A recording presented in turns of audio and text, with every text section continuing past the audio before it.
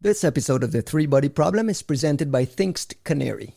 Most companies find out they've been breached way too late, usually after the damage is already done. Thinkst Canary flips that model. You deploy canaries or canary tokens in minutes, drop them into your environment, and then forget about them.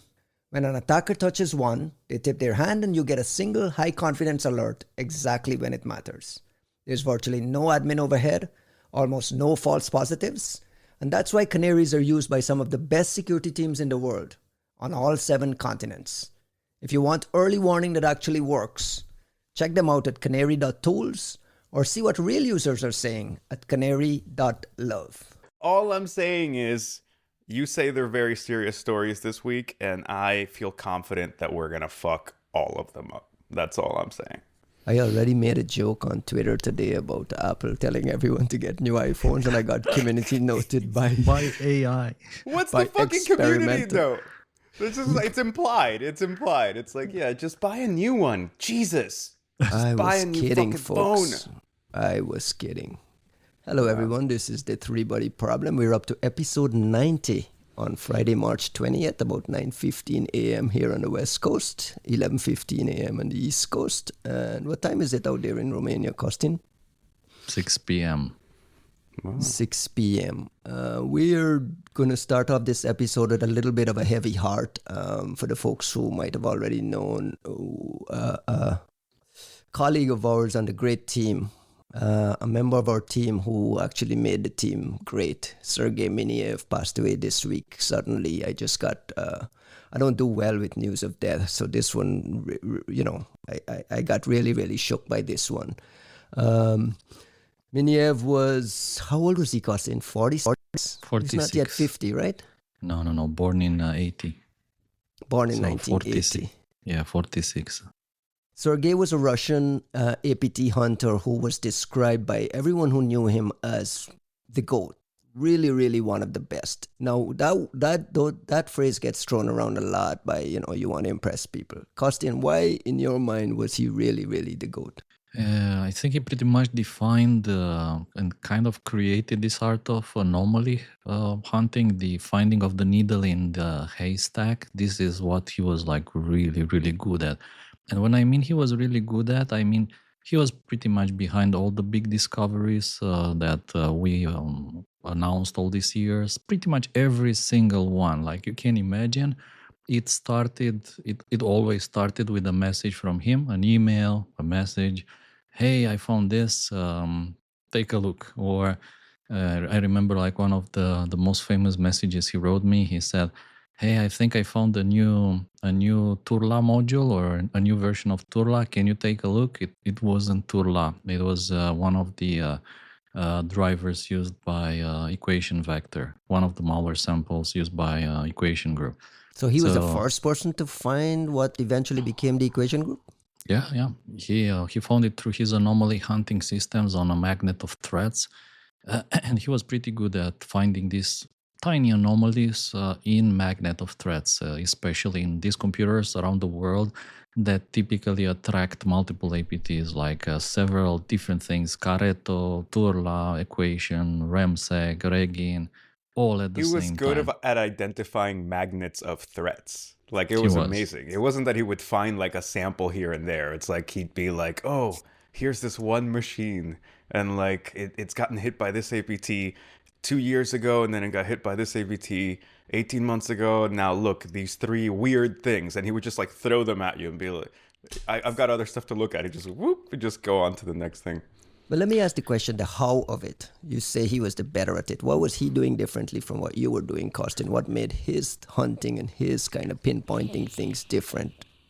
He was pretty good with SQL, and I mean SQL is an art. I can do SQL, anyone can do SQL, everyone can do select star from whatever. But he did like a bit more than select star. He wrote SQL functions and then he combined queries together, finding anomalies. So just to give you an example, when we were writing Yara rules, he wrote the first Yara rule generator based on his SQL queries. And we were doing all these Yara rules on strings that appear only in malicious samples. So he did the opposite. He started writing Yara rules based on unique sets of clean strings that appear only on malicious samples. So those are like API function names, all sorts of clean strings that typically appear in clean samples. He would find a unique combination of these clean strings that only appear in malicious samples. So the opposite idea, kind of counterintuitive, but he could do that because he had this mastering of SQL, of anomaly hunting, and these huge databases that he put together of clean strings, malicious strings, clean samples. He would, classified pretty much every single he received. He gave it a tag, he put it in a collection, extracted all the strings, manually processed like hundreds of hits every day. To send us one of those emails with goodies, he would go to 200-300 failures every day. But one of them, two of them, they would turn out to be gems. And I think there's still cases, by the way, that he found that we never found out what were those, or are they an APT, which APT. We never described them in detail because we had no context. It was just like one of a kind hit that you have no idea. Is it like part of a bigger attack? Is it a one of a kind tool? What is that? We have no idea.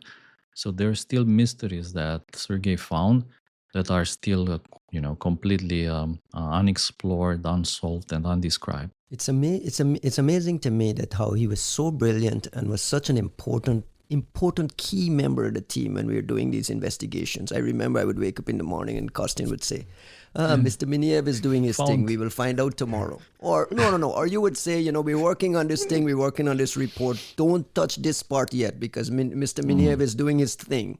We'll get some answers tomorrow. And his thing was usually, this kind of fine-tuned hunting.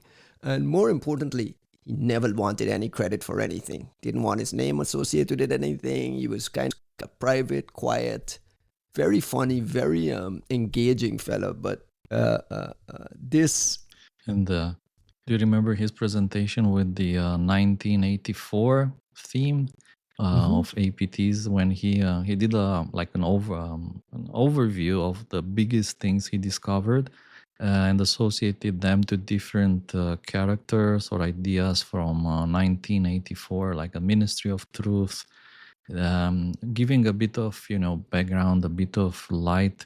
What was behind all these investigations, how he actually came to discover all these big things, Remsec, like I was saying, equation, all the big things basically, and the methods he used to come by these anomalies. Dark Hotel was also another interesting case where he would have folks go to hotels in very, very specific places and get IP addresses to put into systems and so on, so he could track these things. Like he was like legitimately all about the research. Yeah, and he was kind of always on the front, pretty much, of research, coming up with new ideas on how to hunt for the next generation of things. And we saw it like countless times how APTs try to adapt to his personal hunting methods. They were like, absolutely, yeah. We saw it over and over that APT groups were accounting. A good example was, let's say, that he was hunting anomalies in generally small-sized files, right? Or he was hunting anomalies in files, let's say, by hash, okay? And we saw APT groups trying to bypass this hash clustering method by simply increasing the file size every time the system rebooted. So every time the system rebooted, another megabyte was added to the end of this file that would change its size, it would change its hash, and kind of throw away his anomaly hunting / clustering. Because when you do anomaly hunting, it's, let's say, if you have a file which is on, let's say, one computer around the world, is not that useful in the sense that there'll be millions of such files that could potentially be nothing, like a program that maybe I compile myself. But when you have one of these files which appear maybe on 3 computers, and one of those 3 computers was hit by another APT before, then, it's suddenly kind of interesting.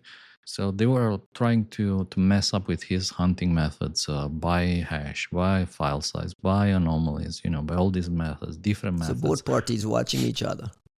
Yeah, I mean, I don't remember who wrote it on X that he was loved by friends and feared by APTs alike. Juanito, you might have taken his Yara training at some point, right? Yeah. Because he, along with Vitaly Kamluk and Kostin, did. I mean, if folks came to SAS over the years and did Yara training, you would have passed through the hands of Sergey Mineev at some point. What was your favorite memory of working with Sergey? I mean, it's interesting because Mineev fed a lot. He was suspicious of you as fuck. Oh yeah, I loved it. It took me so much time to like get in good graces with Mineev, and I think the funny thing is I don't know that I got him to trust me. Like I don't know what I would have done to get him to trust me as a person, but I think I was able to get him to trust me as a researcher, and that kind of paved the way, if that makes sense, right? Like he would pop up with something interesting and just kind of like, he'd just kind of toss it your way and see what you did, right? And being able to come back. For me, a lot of my career in Great was trying to impress Mineev or trying to find something Mineev had not already found. Like the amount of times I would show up and be like, look at this cool thing. And he's like, oh yeah, it hits these rules, it tagged these things. Like, look at this signature art. And you're like, okay, what else? Thanks. And a part of that was, Kostin talks about Mineev coming up with these different ways to hunt.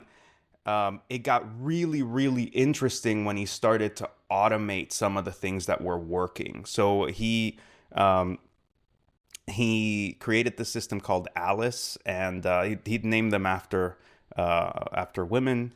And I mean, truly adored Alice, and you could essentially just go in there and be like, I'm interested in this country, or I'm interested, in something to do with this, or look, here's a sample, like show me the unique strings, write me a Yara rule, like what else is related. So I would spend nights just hitting up Alice all day and like registering for different countries, and then like what came up, and like, okay, I'm gonna go check on these. So I was obsessive about trying to figure out what was in there. And I think Mineev really appreciated that somebody was actually kind of like playing with the tools, and it became more of a dialogue. And I think that's how I was able to build up that relationship. And I mean, I learned a lot, right? Like all of the Yara magic from the training was, I think, mind-blowing. It was like really interesting in the things that, like the style of thinking, right? There was this rule, I remember,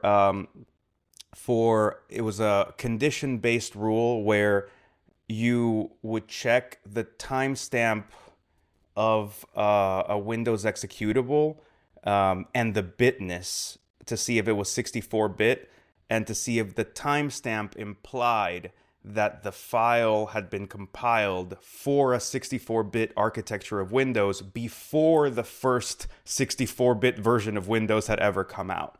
And like shit like that, and it would just pop up really interesting things. You're like, who's making 64-bit Windows malware that like is time stamped in this very particular kind of way. And so there's a lot. Like I could talk about like Project Sauron stuff. I think I think I only surprised Mineev really one time ever with any finding, which was probably Dooku 1.5. I know like Kostin, you were in there for that one. I think it was the only time I think we showed up with something and he's like, no, wait, yeah, wait. And like you could see like the query starting to come out, right? He didn't see it. Huh? It was like the one time I'm like, we did it. I can retire, right? Yeah, one of the things that came to mind during just kind of like this memory of Sergey Mineev is the burdens he carried. And I say that, Juanito, with your, over the years you've warned about fourth-party collectors, and we're becoming information brokers. And then Sergey became one of the more important information brokers, and must have been carrying a lot of burdens around like reporting APTs to certain places where if you report it, it's a problem. If you don't report it, it's a problem. And now you're caught between a rock and a hard place with things that you really can't discuss with other people. Kostin, I'm sure you've run into some of this yourself. Anything to mention in that front? I mean, obviously, like I was saying, he was very, very good at finding anything. I mean, he would find pretty much even if you hide something like Ryan, or I don't know, like he would still find that. Or he had like sometimes I wondered if he had, uh, it's a sense outside the reality that we see, some kind of quantum sense or whatever for catching these things. And I think the most interesting part here is how over time we kind of ran out of things to find, in the sense that all the APTs everywhere were freaking out and trying to change their modus operandi. And the only ones that were left were typically, the low-hanging fruit, like the Chinese APT group, some Indian APT groups, Pakistani, things like that. But Lame like shit, you know. the super high end, I am pretty sure that in their books, like Mineev was like a check mark, bypass Mineev, check. So he Really, it was. was that serious. I think I'm confident that everyone in their playbooks they had like, okay, what are we doing about this? How do we bypass this crazy guy? By the way, I think Mineev was for sure the GOAT, but it's also, I think, interesting to mention that there were a few other guys, we don't want to name them because, maybe they're still targets for APTs, and who are similarly talented. Like, they know who they are, obviously. And I think that the legacy, Mineev's legacy carries on through these guys. And of course, whenever you find one of these needles in a haystack, I think he smiles from heaven where he is now, and he enjoys, adds those things to his systems, looks for his telemetry, finds a bit more, pivots on it, expands the cluster, and then he finds like the big thing behind all of that. So many of the ideas, Ryan, that like whenever you talk about like, well, how do you find these things? How do you hunt? And like, I think either Kostin or me at a variety of times have answered that question on this pod with like, well, you look at prevalence and you look at what's rare and you look at, what's weird and what's in this place that's never in this place and what's in one machine but not in 10 million. Those are all Mineev ideas. Like the truth is that, and I would have put him on blast like that while he was alive, just because I respect that he was a private person, and like you said, right, he had enough sort of burdens, and he was having to just dance on a knife's edge for so many years just to do what he loved and what he did very well, that out of respect you wouldn't say that. But frankly, like, if there's one thing that this kind of tragic situation enables is to at least come out and say he was the GOAT. Like, I don't like the framing that he was good. I think Mineev was the best APT hunter of all time, hands down. I don't give a fuck who else was in any other company, because frankly, even if you look at what any other company has turned out in a comparative period of time, they haven't turned up enough things that are interesting to even come up to what that man turned up by himself. And you just got to give it to him. And a lot of us that have like amazing reputations and careers and recognition, we did good work, but we built on the shoulders of Mineev. And there were times, to be honest, when I wrote reports that like I never claimed credit for, really, like in the threat intel service, because it was just Mineev basically handing me something on a plate and me doing the job of just the stenographer being like, well, this is what this is, right? Like, yeah, how do you even take credit for that? You're like, this is, it was all on him. So we really did like lose the best APT hunter of all time. I like Kostin's framing of like, he has a legacy, and I hope that there's more people that will rise up to those ranks and do more than he ever did. But it's not the same. And I would suggest, and this is maybe a dangerous thing to say right now, but I don't know that any security company has replicated what he had to a measurable, similar extent. Like, people have different ways to hunt. There's new technologies. Yeah, some people are doing cool things, but The just instinct, based though, on right? the instinct and honestly the investment. Like something that Mineev did really well is he would get such amazing results with like the spare parts and tools that were in front of him that it made perfect sense to invest into whatever the fuck he was doing, right? If he was able to do this, you know, in a cave with a box of scraps, if the man wants a fucking like server or whatever, like do whatever the fuck he wants, because he's Right, just right. shown you what gold he can turn up with like a shovel and some toothpicks. And I think even now, and I've tried to do this at multiple companies since, where I've shown up and said, guys, look, I've seen it done.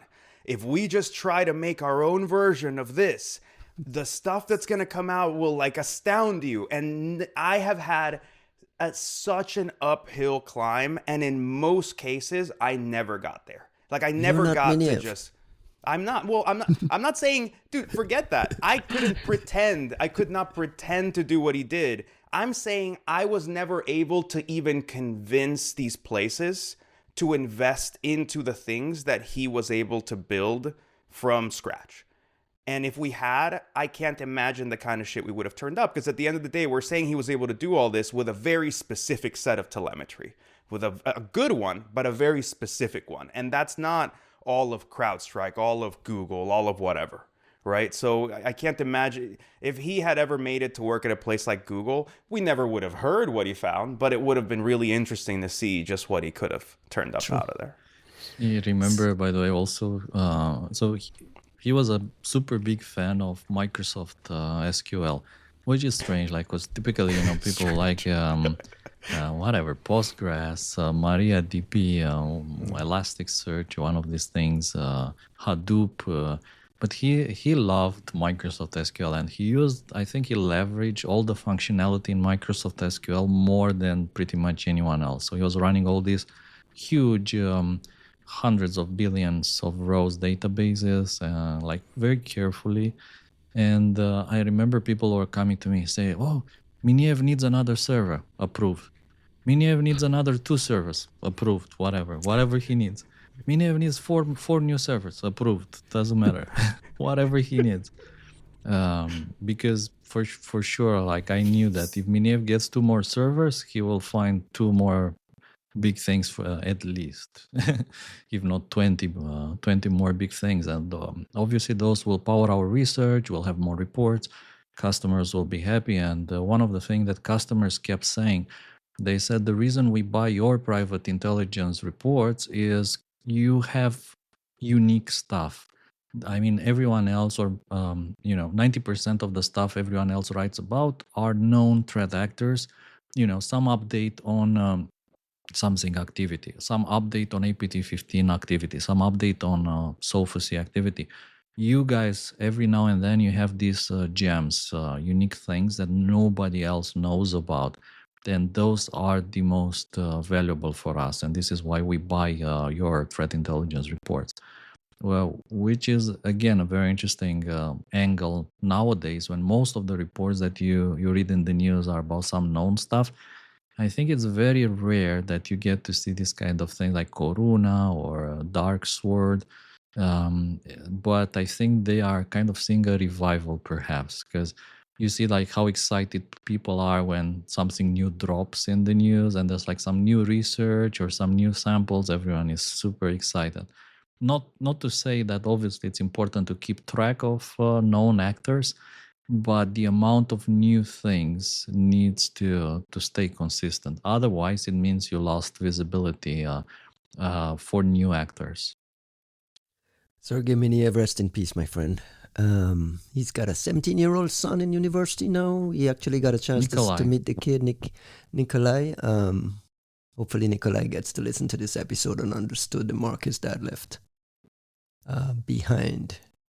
All right, I think we can switch a little bit to the news. Before we get to the news, Juanito, what did you think of Nebula Fog in San Francisco last weekend? Bro, how are you going to take me from that fucking bummer, like, sad moment? I've already cried enough on, like, fucking open calls with everybody before. Nebula Fog was very cool.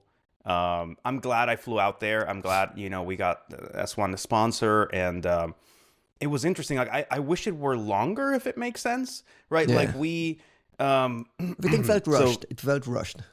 Well, it felt rushed. And I guess like in a hackathon, you're supposed to feel that, right? Like you're supposed to have that pressure. But like I almost wish it'd gone like overnight. Like I almost wish we'd had like a second day, because I was in a team with Nicole Fishbein and Alex Perez Palma and Chris Neckar. And like we had like a lovely combo of like just the right different skills to try something.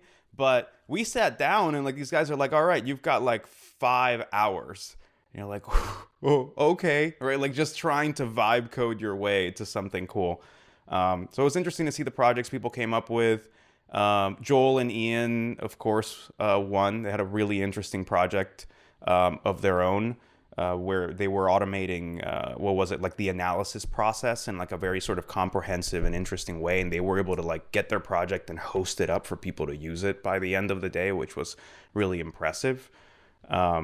And yeah, so like we built some interesting things, very different. I'm excited. I'm glad we got to do it. I almost wish I'd had time to walk around like Tom Cruise at the movies, just like watching how people were doing, like I would have wanted to know how people were getting the results they were getting, like who was building in like an interesting and unique way, more than the projects themselves. Like that's a sort of weird niche of like the AI hackathon thing that like I want to see reflected, and that I'll try to explore myself, which is basically not what did you build, but how did you build it? Like with AI, it's not so much what are you able to get out there, but like how did you get reliable results, and what is the harness, and what were the pitfalls, and what did you learn by like falling sideways along the way? And I think that's something that I'd like to expand into, and I'd like to see Nebula Fog sort of pick up on. Yeah, I was fascinated by how folks, sorry, Costin, I was just fascinated by how folks in their own little niche were starting to use AI to automate and solve small, tiny little problems within their space. I'll give you an example. I met the guys from CodeRed. They're technical recruiters. And their project was, let's like physically interview someone, verbally interview someone, get the transcript, and kind of automate a whole batch of things they do in their process manually around just hiring people. And when all resumes are AI created and all the resumes are perfect and pretty, like how do you manage that thing? So it just little things in use cases in some weird, odd places, and having an idea about how those folks were thinking about it and how they were thinking about vibe coding and using AI to solve some of these problems. It was really fascinating to me. We had a kid there, I think, must have been a teenager, that wrote multiple agents to help him make decisions across the board, and then the agents started bribing each other, and he was actually showing how he had found these things, and it was really, really interesting to me. It's good to see people on the front lines in the early days just experimenting at whatever it is, and hopefully this hackathon scene can build up. Costin, you were going to say something? Yeah, I wanted to ask if there are any public results. Where can you learn more from Nebula Fog? I think the nebulafog.ai website, all the results are posted there. It was funny. I know they were debugging something, right? Like there was Rob Reagan's got an AI judge, and it was sort of watching the stream. Yeah, the arbiter was watching the stream and judging the projects. But I think there was some kind of bugginess to it that he had to like sort out. He was going to like repass all the projects. I'm sure, we will win once the arbiter gets fixed. But I'm kidding. All right, let's get to the news. Come on, don't leave me on that one. It was good. It was a good fucking event. The arbiter thing was an interesting thing, but I want to see more, man. Like I feel like at this point, for a day, 6 hours on it. Like, I would like to see a Nebula Fog with folks who came already pre-built something. Not just building from scratch on site, because I feel like you run out of time and you don't get times to filter out things, and you end up demoing something that doesn't demo right, or there's just some hiccup with it. If folks can kind of half build things and come there and finish it, and really, I don't know. Demos are always shit. You know how it goes. but it takes you out of the whole like time crunch and finding people. Like at that point, you're basically just doing like a product showcase, and you're gonna get a bunch of folks who are just like, oh yeah, this is my company. I think what I would like to see is maybe more on the judge and like demo side of it. Like everyone's like rushing to build this thing up, and I think it would be cool to see more of the how do you present that properly in the age of AI, and the better these things get, right? Like let's give the AI frontier labs their let's drink their Kool-Aid for 2 seconds, right? If this shit is going to get so much better and better and better, like in 6 months or in a year when you have the next Nebula fog, the question isn't, can you put this project together? Can you come in and just say, I'm going to build a website, or I'm going to do a thing that like takes a transcript and transcribes it and analyzes it and makes a knowledge base and makes a report and puts out the thing. Like in a year, in theory, if these frontier labs are right, that is kind of a given that you can do that. So then the question isn't like, what did you make? It's how did you make it? How did it get there? How is it reliable? How will it scale? How did you know? How do you get the agent to do the thing every single time? What's the reliability of the pipeline that you've produced? So like there's some interesting nuances that like, because we're at this earlier stage, we're still thinking, what did you do? And it's like, I think in 6 months, the question is going to have to be, how did you do it? How will it do it 100 times? Just to add one tiny thing, and I wish I remembered the reference. I saw a really interesting concept the other day. I don't remember the name. I got to go Google for it. But like somebody had put up a CTF, and it was an AI CTF. And the way that it worked was that they had all these problems to solve, and you wouldn't upload a solution. You had to upload an agent harness that would solve the problems automatically. So it could like, they would run your harness and say, hey, yeah, your harness solved it 100 times, like 50 out of 100 times. And it had, this many false positives. And you would go and like tweak your harness, which I think is fascinating, right? If the idea is we're measuring the sense of autonomy, fuck, did you get the flag? It's how reliably was this thing able to get the flag X amount of times, and how many flags was the same harness able to do? And like, it just changes the thing that you're measuring. Right? Fun times. Congrats to Rob Reagan and Gwen and all the folks who put that together. Hopefully we can get it maybe moving around the country. You need to go on the East Coast and go out to Washington, D.C. Around the world. Nebula Fog, London, guys. London, Bucharest, United Arab Emirates, I don't know, European Union. They have to sell tokens inside of the country. The tokens have to be minted artisanally in the country that you're... I would never forget Dave Vitale. We don't sell tokens, we sell intelligence.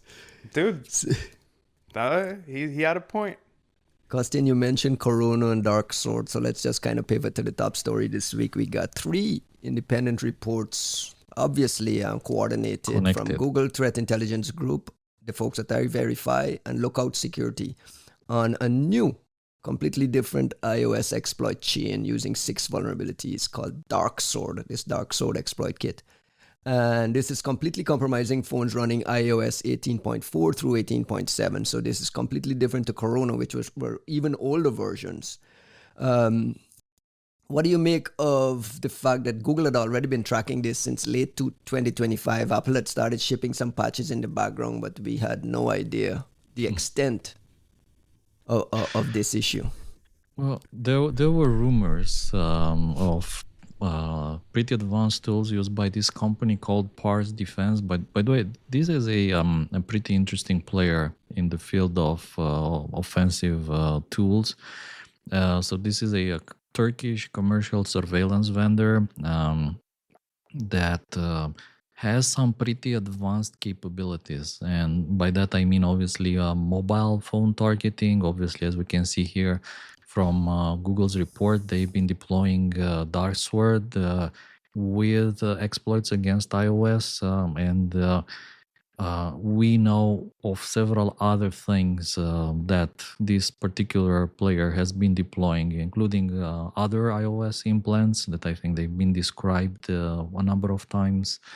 I think one of them was very interestingly described during Cyber WarCon. So the people who attended Cyber WarCon, they know what I'm talking about. Are you talking about like some off-the-record stuff that isn't public? As far as I remember, it's not public. Yeah, so that's why I'm careful here. I know, yeah. and I'm trying to understand why you're like being cryptic. Okay. Ryan has no patience for this shit anymore. Like, the audience is thinking the same way. Off, says Ryan. Like, it's just no. Fuck you guys and your secrets. Just explain it. I have a lot of respect for people's research and discoveries, and if those people who discover things they didn't publish about it, I don't want to burn it. If they want to publish it, I think that would be awesome. But I'm careful because others have done this to me, and it sucked. Gotcha. I was working on something. I showed it maybe at a private conference, and then someone else comes and they speak openly about my research, and they kind of ruin all the tension and announcement plans and whatever. But nevertheless, I don't know. When you're being cryptic with me, I just want to know why you're being cryptic. You can just say I'm being cryptic for no reason, and that's fine too. I'm cryptic for no reason. I like that. And this in particular, this is an interesting package. Is quite so different from Corona in the sense that Corona was this super sophisticated work of art, in my opinion, my humble opinion, which was super low level, like this combination, because you know that on iOS you need multiple exploits to be able to run code on the device with full capabilities. You need all these huge chains and kernel mode and bypassing all the mitigations that Apple put into place, like PAC and pretty much everything else which they built into iOS. That's why Corona was such a sophisticated package. This DarkSword, on the other hand, is a large package of JavaScript with no binary implants at all. A very, very interesting design choice in my opinion, but obviously this kind of goes around this problem that needs to be bypassed otherwise. Apple's mitigations that prevent this unsigned native code execution. By the way, that was also one of the issues that was flagged by people with this other story that I mentioned. Like they didn't quite figure out how the implant would be able to run without additional exploitation or things around it. What was interesting also here, that in addition to this parse defense company that I think we're gonna hear more, and I like the fact that our good friend Felix Aime from Sequoia posted on X a number of additional IOCs where he actually linked parse defense to CTurtle. And I thought that that was like really interesting, because it was this suspected Turkish connected APT that has been around for some time, but nobody linked it before to parse defense. So that kind of connection with parse defense was very, very cool. And of course, what was interesting here, in addition to all these details, is the fact that, again, we're seeing the proliferation of exploitation kits. We're seeing multiple threat actors leveraging this DarkSword kit. Google describes two others, I think, UNC 6748 and 6353, if I remember correctly. With the interesting point that 6353 are the same Russian espionage group that was targeting the Ukrainians with the Corona thingy. So what does that tell you? Lo and behold, like this threat actor has multiple exploit kits. No idea where they were acquired. And doesn't have the sense not to use the same fucking links so that people who are already watching you don't find the next exploit kit.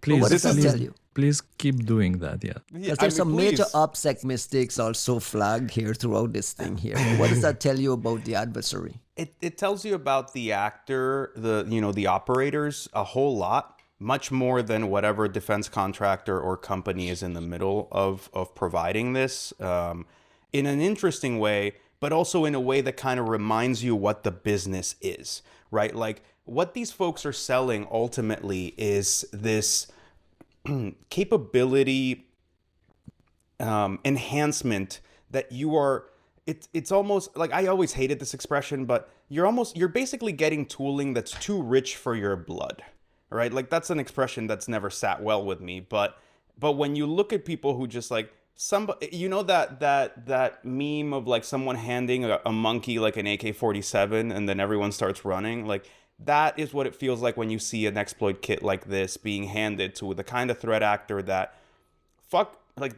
they weren't worried about Mineev. They didn't even know to worry about Mineev. They're not worried about anything, right? Like you're using the same infrastructure. Someone's already blogging about your shit and you're like, "Oh, give me my next expensive framework and let me just plug it right into the same thing." You're like, "Dude, you guys don't give a fuck," right? Like you do not care about this investment. And it also says something to me.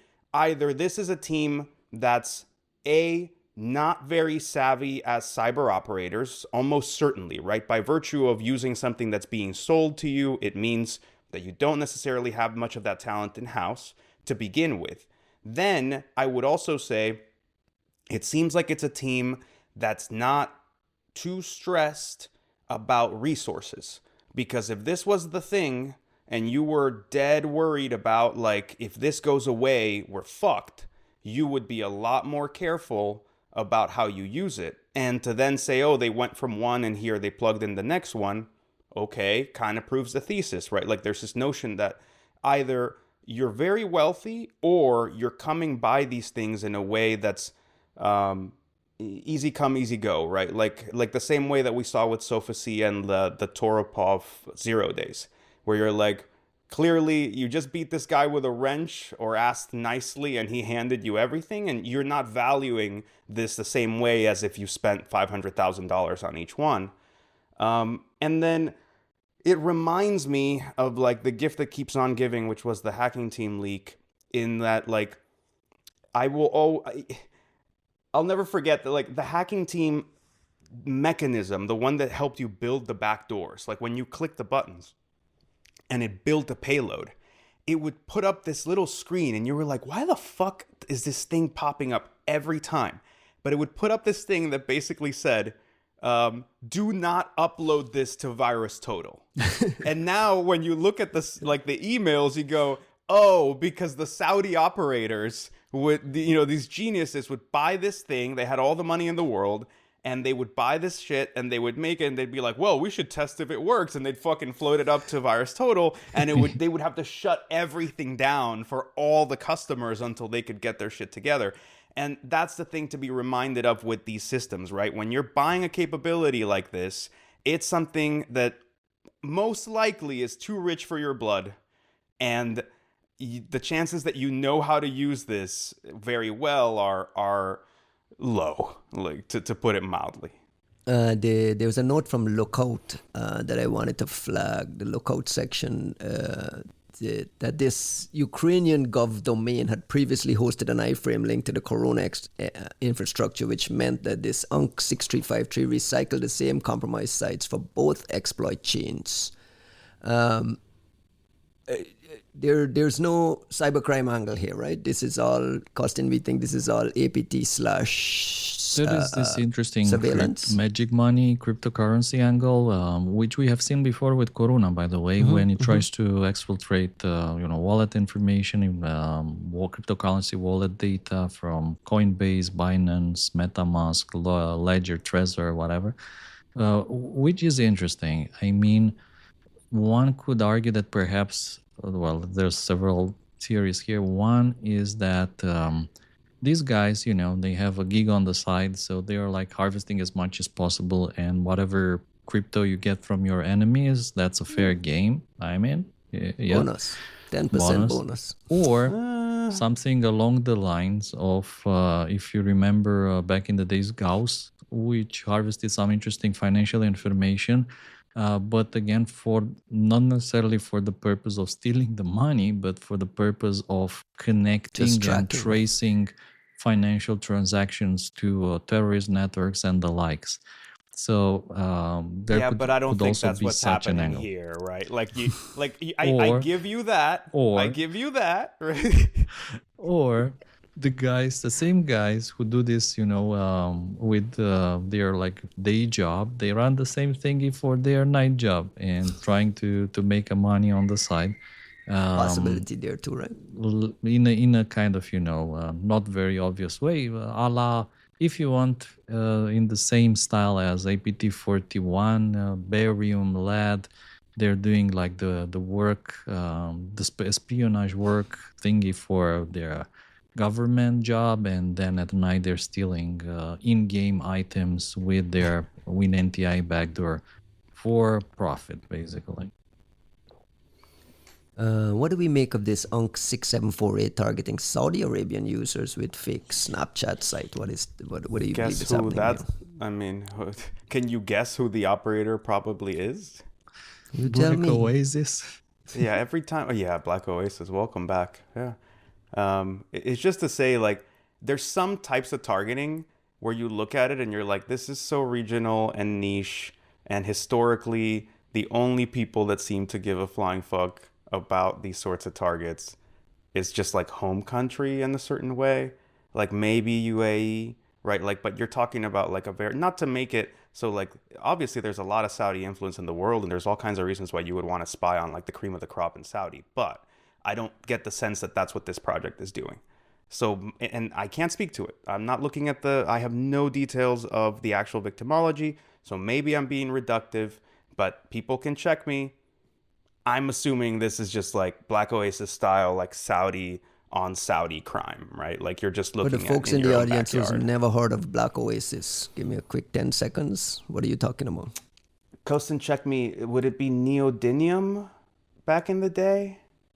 Ooh, would that be like the Microsoft name? Yeah, I think it was neodymium. I can't remember too well. But Black Oasis was one that we like stumbled into back in the great days, and they were using some of the hacking team stuff before.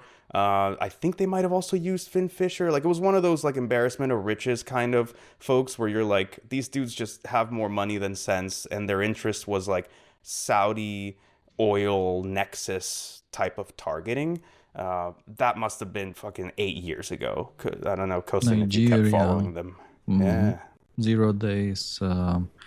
Also leveraging all these commercial platforms that were available. I think there's for sure an interesting angle here, in the sense that these platforms must be available commercially for purchase from one source or another, right?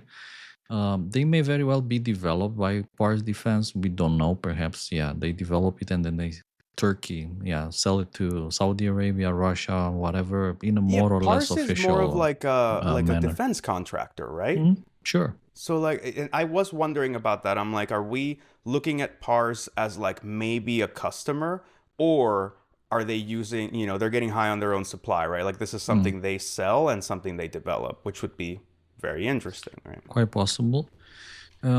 By the way, there's another thing here, which is that Google says that each actor deployed different final stage payloads, and they have like the names of these different payloads. Me personally, I think I've seen only one. So actually Google shared the ARA rules that catch the different things. Ghost Knife, Ghost Saber, Ghost Blade are the names of these different payloads. And I think that I have seen hit from their ARA rules only one sample. So we might still have not seen all the samples here.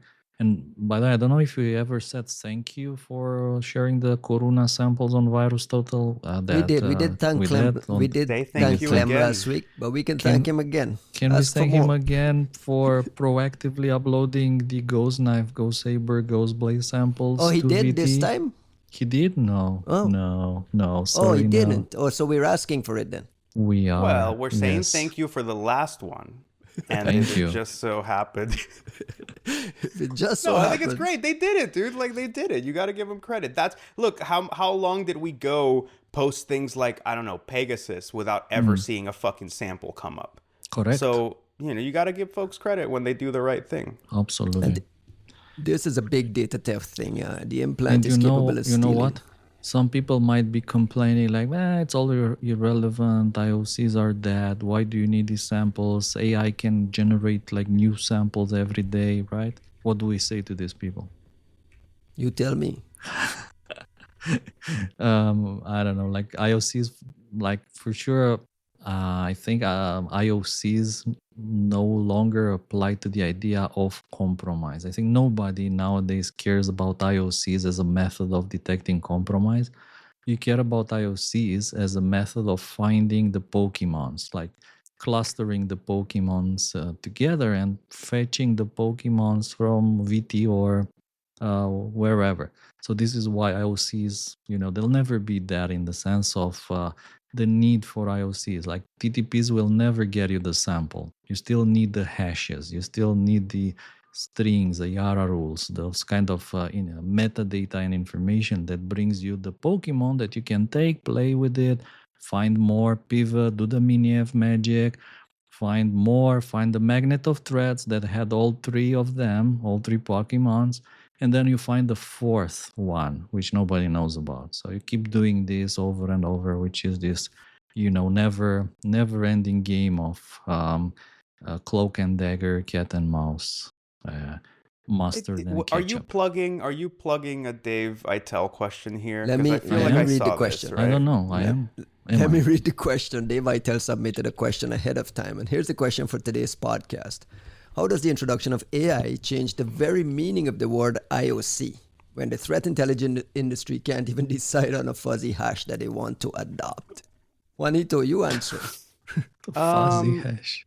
Yeah, fuck the fuzzy. Well, so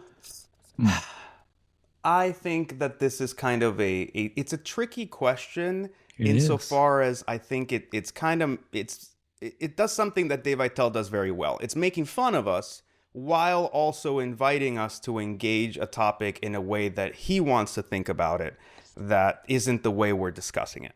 So I can see why you would ask and essentially sort of highlight the irrelevance, the fuzziness, the indecision, the mishandling around something like IOCs in the first place. And this podcast is like a multi-year bitching fest as to all of the ways in which that stuff is terrible and has gone wrong. So I'm not going to really go further into why IOCs work or don't work. Fuck it. Like, we've been discussing this for a long time. There are written pieces. I think my 2024 predictions were about how IOCs were meaningless and this, that, and the other. At the same time, people adopt that the wrong way. They use it as an excuse to not provide IOCs when they're clearly available and useful.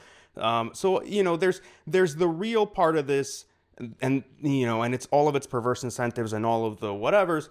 And then there's what I think Dave is trying to get at, which I want to not just adopt, but actually I think I want to push it further than what Dave probably has in mind, which is to say, I think there's a discussion around the proliferation of generative AI and how things like Codex and Claude Code and whatever are changing how we build things. And the idea being that the more successful these things get, the less static not just indicators, but even components make any sense, right? Like, we're talking about something like Karuna right now, and in a world where, let's drink the Kool-Aid for a bit. In a world where these things are perfectly able to create infinitely complex software, what's to keep us from having a Karuna today and then next week remixing Karuna into a whole different whole new bird themed component, right? And then you go, fuck the IOCs. It's not just that they're regenerating things. We're literally pointing at the carcasses and the fossils that are sort of behind us because their speed of iteration has increased such that these things are not meaningful anymore. I think that's where Dave is kind of trying to take us. And that's a worthwhile discussion in some ways, though obviously a premature one, especially considering that, when you look at how that's being applied right now, I think the one main example would be Anthropic's report on Chinese operations. And I don't think Anthropic had much reason to not share IOCs. I can't speak for them, but I think it was just kind of a bit of an excuse. Maybe, I don't want to say an amateur mistake, because I know there are really good people at Anthropic now doing security, but I don't know that you had a good reason not to. You can say that it was meaningless, but you still didn't have a good reason not to. Now, I said I wanted to take this further than where I think Dave wants to take it. And this is where I'm going to start to show my like fringe beliefs around where shit's going. Let's not drink the Kool-Aid. Let's fucking drown in it. Let's bathe in the fucking Kool-Aid. Let's just get a Jeroboam of AI Kool-Aid and just and I'm going to tell Ryan to mute himself now before he starts losing his mind. But look, in a world where this works and I mean, we can reliably, repeatably build components, software to spec in whatever way we want in a manageable amount of time, but most importantly, in a really reliable way. And our ability to inference and produce tokens is increasing at a ridiculous hockey stick sort of way, where it just keeps getting cheaper and cheaper to make more and more tokens, to mint them faster and faster. There's better innovations in the open source thing. There's better hardware that's coming to everybody that can do some of this locally. How far are we from talking about generative OSs, generative software suites, just-in-time built components that are custom? And that's to say, what does the endpoint even look like when, everybody could be running the Gen Z, or I don't know what version, what generation we're on, Gen Alpha or whatever version of Gentoo or Arch Linux, where you're basically compiling your whole fucking kernel and compiling every component, maybe every single time, and maybe changing it to spec, and maybe changing its whole purpose, and changing, Ryan's laptop has a user interface that looks like this, and it's different from Cosen's, and that's different from mine. And the next time you restart it, it may actually change entirely on its own to a new spec. I preface this by saying this is drowning in the AI Kool-Aid. But in a world where, Dave feels as confidently as he does that we've cracked coding, we've cracked reversing, we're cracking these lower level, in effect, production mechanics of the software ecosystem. And you listen to Dylan Patel and Rob Gilduda and some of these folks and the AI Frontier Lab folks, and all they talk about is megawatts and how inferencing is only going to get cheaper. Token minting's only going to get cheaper. It's only going to get faster. Okay, you put those two things together, and if it's anything like what they're saying, then the software ecosystem, human-computer interaction in a couple of years does not look like this anymore at all. And I would agree at that point with Dave Vitale about what does an IOC even fucking mean? Because it's a meaningless thing. But I think on the way to that, the idea of exchanging software is kind of a meaningless thing. The idea of us sharing, building on the same stack is a little outdated or outmoded. I would even ask, what would it mean? What's the point of me sharing source code with anybody? What's the point of GitHub at that point if instead we're basically sharing our recipes, intent? I want a piece of software that's this and that colored and produces this and that outcome and blah, blah, blah. And here, I give you the spec, and you hand the spec to me. I hand the spec to Kosen, and I hand the spec to Ryan, and one of them comes out with the tilted platform, and the other one comes out with, Flame, right? It's same spec, same idea, same inputs and outputs, same contract, more or less, totally different implementation. So what does it mean for me to say, here's a piece of malware, or here's a thing that we need to think about? And I'll stop there, because it feels science fiction-y, but I'll at least say that it's just giving people the premise. It's taking these premises that people are talking to us about every day and taking them to their furthest fucking conclusion. And my question then, openly to everybody, is, fine, we'll give you that for 5 seconds. Let's assume that that's where it's all going. What does security even mean? Fuck IOCs. What does it look like to do security in a generative pipeline, custom, hyper-personalized environment? Oof, that's a lot to process. Can I go back to motherfuckers IOCs? asked. All right, yeah, go for it. I'm done. I'm out. Can I go back to DarkSword IOCs? Costin. Absolutely. Costin, out of the 3 reports, did you get everything that you would expect? Are they holding back anything? What were you, I mean, what would you say about the quality of IOCs and hunting assistance? I at least in my view, I think Google kind of brings superior hunting capabilities because they share these 4 YARA rules in there, in addition to maybe 1 hash. Like I said, I would take the samples over IOCs any day. So if there's samples, I take the samples. I am like, bragging about IOCs every day because I can't have the samples. But if we can have the samples, I would take the samples over IOCs. There's no reason to brag about the need for IOCs. What stops them from shipping samples here? They just did for Corona. Like what? I don't understand the equities of like, okay, I'll give you a sample today, but tomorrow not, and the next day maybe. There's still a small risk that your neighbor will take these samples and then implement his own website, ryansneighbor.com, which if you visit with an unpatched iPhone, you get infected with his thingy. So perhaps there is still a small risk, which is why maybe samples are being held.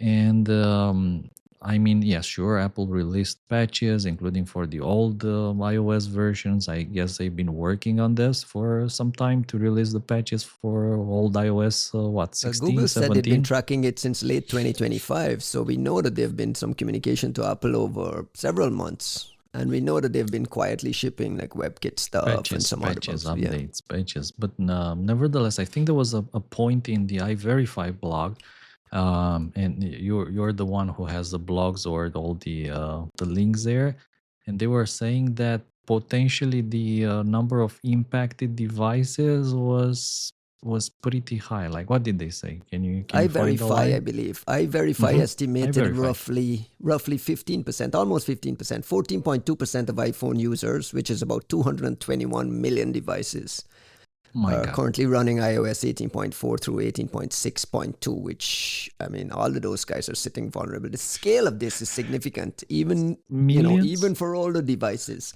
Well, that's the thing. If a minute 1% of Apple devices are millions, right? Millions. Yeah, keep that in mind. So I think that, yeah, there's still some kind of serious risk we are talking about here. And a very good reason why to update to the latest and the greatest iOS 26 if that allows, like your hardware allows it. But obviously, like we said before, there are some old devices out there that people love, like iPhone X, which don't get iOS 18, they don't get iOS 26, so you're stuck on the old versions, which again, for which Apple tried to push patches, which is a very important thing, by the way. I want to ask about like detection and forensics. When everything runs in JavaScript and there's no binary implants whatsoever, like how do you think about very difficult detection? So the detection would be like very, very difficult, and I think even Google was saying that maybe you get lucky because the browser cache might hold those domains. So if you visited those domains, you can assume that you got compromised, especially if you have these host names in the browser cache or the browser history, if you want. It's very, very difficult to validate successful infection in this case because of this JavaScript side of things, doing all the exfiltration with JavaScript. It's like pretty much what we have seen before. Nobody loves, even on Windows, all this script malware, like pure JavaScript malware is a nuisance to deal with, especially, I don't know, if it's running from the registry in memory only, things like that. It's absolutely terrible, super hard to deal with. Apple actually had a response this time. Juanito, go. Oh, Apple has a response. We actually got a blog from, well, not a blog, but a support ticket from Apple that basically says... Read us. Well, it's a lot, and I want to process some of it as well. Which is if they're let me go back and read Apple's original language because that's part of the conversation I want us to have. Apple has in the past, whenever they talked about malware on iOS or any sort of infections on iOS, their language has always been that this affects a very small number of highly targeted individuals. That's their stance, that's their messaging, that's their position. We've had Ivan Kostic for years tell us this is a tiny problem. Juanito, you've called him to task for this. Now they're saying there's a change in the narrative with this statement today, which is an acknowledgement of web-based attacks targeting out-to-date version of iOS. And they're basically saying, listen, just update your phone. As long as you update your phone, you're fine. As long as you update your phone, you're fine. There's a tiny note there. There's a couple of small things with it, but there's a tiny note there that says users who are unable to update their devices consider enabling lockdown mode, if available, to protect against these malicious web content. And who are they talking about there, Costin? About folks that are unable to update their devices, one. And again, is this in the millions? Is this a tiny percent? Or are we really at a mass targeting event here? I guess the idea here is that maybe some people do not want to update their devices because, by the way, the moment that you update your device, you might actually lose compatibility with some software. So maybe for some obscure reasons, you want to not to touch that iOS version, or maybe some people, just to give you an example, they don't want to update iOS because they want to jailbreak it and implement some kind of extensions or customization that is otherwise unavailable from Apple. That's not being unable to update it, though. That's a choice to not update it. Well, it depends. If you need that jailbreak, like back in the day, like for carrier unlocks, if you got an update push and that broke your jailbreak, like you might as well just put that phone away. It's done. Like it's an iPod Touch now. Congratulations. But if you jailbroke your iPhone, then you're already like just not. You don't care about security anyway. Well, it's not that you don't care. It's that under certain conditions you need to jailbreak it, and that's not what the manufacturer wants. But that's not like it's not like I've designated this a malware sandbox. I've just decided I need to jailbreak the phone, right? Like it. Look, here's what I want to ask, and here's what I was sort of biting back earlier. I think it wasn't quite as evident right when the Corona thing happened, but that was the right moment to see this. And now it's become like much more abundantly clear as you see a follow-up. But it looks to me like we're no longer discussing one-off 0 days for Apple's ecosystem, which someone like Ivan could dismiss readily by saying, well, it's a one-off. It happens every so often. It's only for very specific people because the math, the economics of this mean that nobody's going to use this on mass populations. They're going to use this on very specific, high-value targets that Apple doesn't give a fuck about. So it's fine. Don't worry about it. But that's not what we're seeing now. What we're seeing is the mega exploit kit things are now being more readily proliferated and sold to a much wider swath of targets at what is clearly a much more affordable price point. Within a blink of an eye, we see that it's not the only one. And a part of this that I think Apple is very dismissive about is, okay, but the exploits are old, right? Like the exploits are for older versions of iOS. And I want to reframe this whole thing as is that to say that we've never seen exploit kits or that there are no exploit kits that are for known iOS bugs that only target older ones and we don't give a fuck if they're there? Because A, very interesting. B, you're telling me that, let me put it to you a different way. I have just seen what clearly is a mass criminal campaign targeting iOS devices. Might not be ransomware, but people trying to steal a bunch of wallets for a bunch of people who use crypto through their iPhone devices, as we saw with the Corona China stuff. Clearly a mass crimeware campaign. So I don't know that we should give a flying fuck how Apple frames it. They have just come and become a part of the most mundane world of the awful shittiness of managing cybercrime in an ecosystem.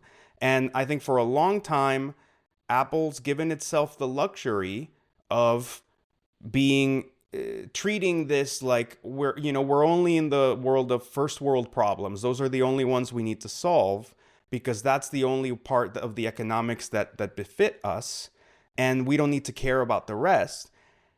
And that simply, probably wasn't true to begin with, is sure as shit not true now. And my question is, what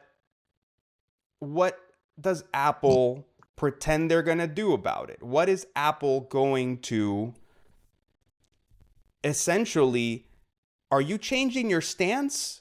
Because right now, you look like the most truant, idgaff defender of an ecosystem, and you have just been shown how the emperor's, it's not that you don't have clothes on, because your security engineering is very real and very good, but you look very scantily clad. You're certainly in a kind of skimpy outfit. And we should probably have a conversation about this idea that, look, you guys build amazing products that last forever. That also means that those products have a second life in secondary and tertiary markets. It also means that people will hold on to their devices for an inordinate amount of time, especially folks who... They are fucking expensive, especially for other populations. And look, how many times have we talked about how security is for the rich and the rest of the world is running on $50 Android clone phones and that garbage shit, and they have all kinds of problems, and if only they had iPhones. And you're telling me that somebody busts their ass to try to afford a older generation iOS device, and you're like, oh look, man, you're kind of following the guidance, you're doing the best you can to play along and have a good thing. And what we're being told is, well, those people don't matter from an Apple security standpoint. And Apple knows how many of those people there are, right? They have to know who is running If iOS they don't know, then 13, nobody 14, knows. 15. Right. Because there's a note here that devices with iOS 13 or 14 can't even get the future updates. You have to update the 15 first before you can receive these protections. And Apple plans to ship another update in the next week for those older folks. So it's a real problem that they're addressing. To be fair, that is not easy. Having even when you control all of the hardware, having backwards legacy compatibility for the latest, greatest, whatever, going back years and years of different versions is not easy. I'm not saying it's easy. I'm not saying that Apple, why haven't you done this, you idiots, right? This is so cheap. You should just be able to do it. I'm not saying it's easy. But that's why you invest energy into protecting the ecosystem beyond just nifty, cutesy, ultra genius ways of making the latest version the most uncrackable thing, and everyone else can go fuck themselves because it's not the most interesting challenge on earth. It's just having to clean up behind you and have to just be responsible for the shitty underbelly of an ecosystem that you maintain.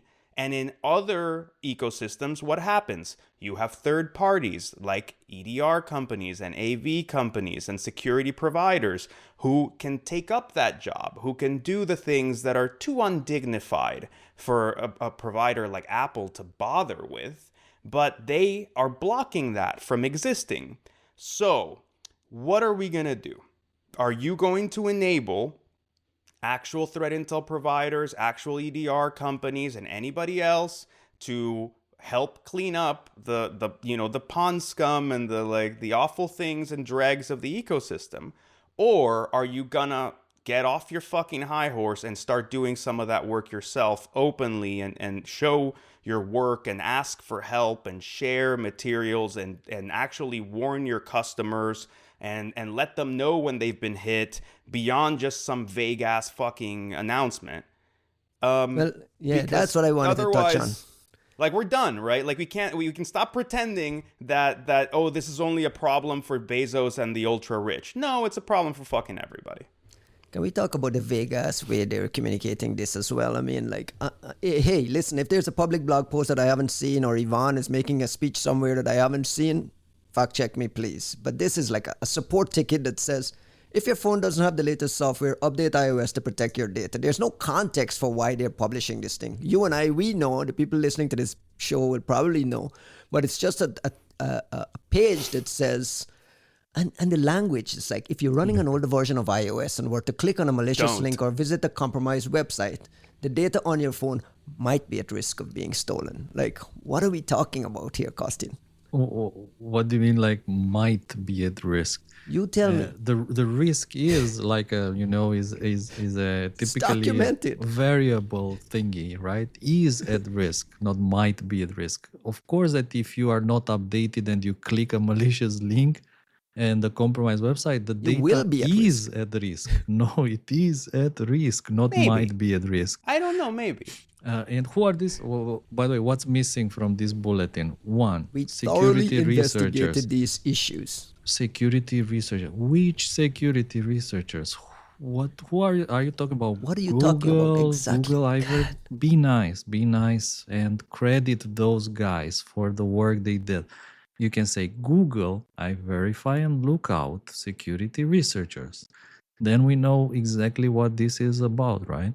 It's so lame. It is so... How hard is this to say, Google, I verify and look... We worked with researchers at Google, I verify and look out, and we can connect X, Y, Z, so people can at least know what they're talking about. They put out this bland thing that says, just update your phone, and if you can't, we'll ship an update later on for you to do it, and there's some things here, and then... I don't know. Okay. It blows my mind. So think about it, right? Like, these were the bad habits that we've been proactively complaining about this whole time. 90 episodes. I can go back to episode 1 or 2. We were on this case. Dude, but I'm saying, like, the whole time, what happened? People snubbed their noses. The Cupertino folks snubbed their noses at us and basically thought of us as like, oh, the old guard that just wants to keep this anti-malware CTI racket going. And that doesn't apply here, and that doesn't matter here. It's like, no, you motherfuckers have been redefining for yourselves in a very convenient way what the messaging should look like and who and what your priorities are and what is actually meaningful and valuable. And just like anybody that didn't fit within that tiny bucket of ultra wealthy first world, but not well legally represented people could just go fuck themselves. And now, because they did it with the Uyghur blog post, and that was 6 years ago, I think, right? Yeah. Like that was, and I lost my shit back then, and I have kept bringing it up forever, hanging it around their neck.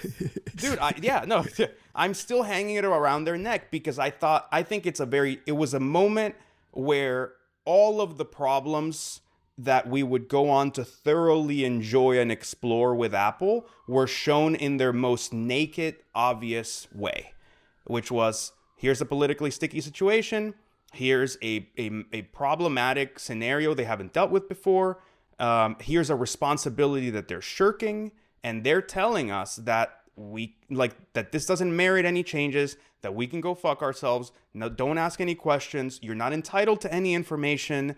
Like, you should be happy Google's out here defending you because we aren't, right? Like, there are so many ways in which this just was fucked up. And all I'm saying is, this is not a surprise. This is a symptom and a byproduct of something that's been happening at Apple for at least 6 years, that we've kept ringing, and people have kept telling us that it's not a big deal and it doesn't fucking matter. And I would just like to point you at Exhibit 1000 of why it fucking does.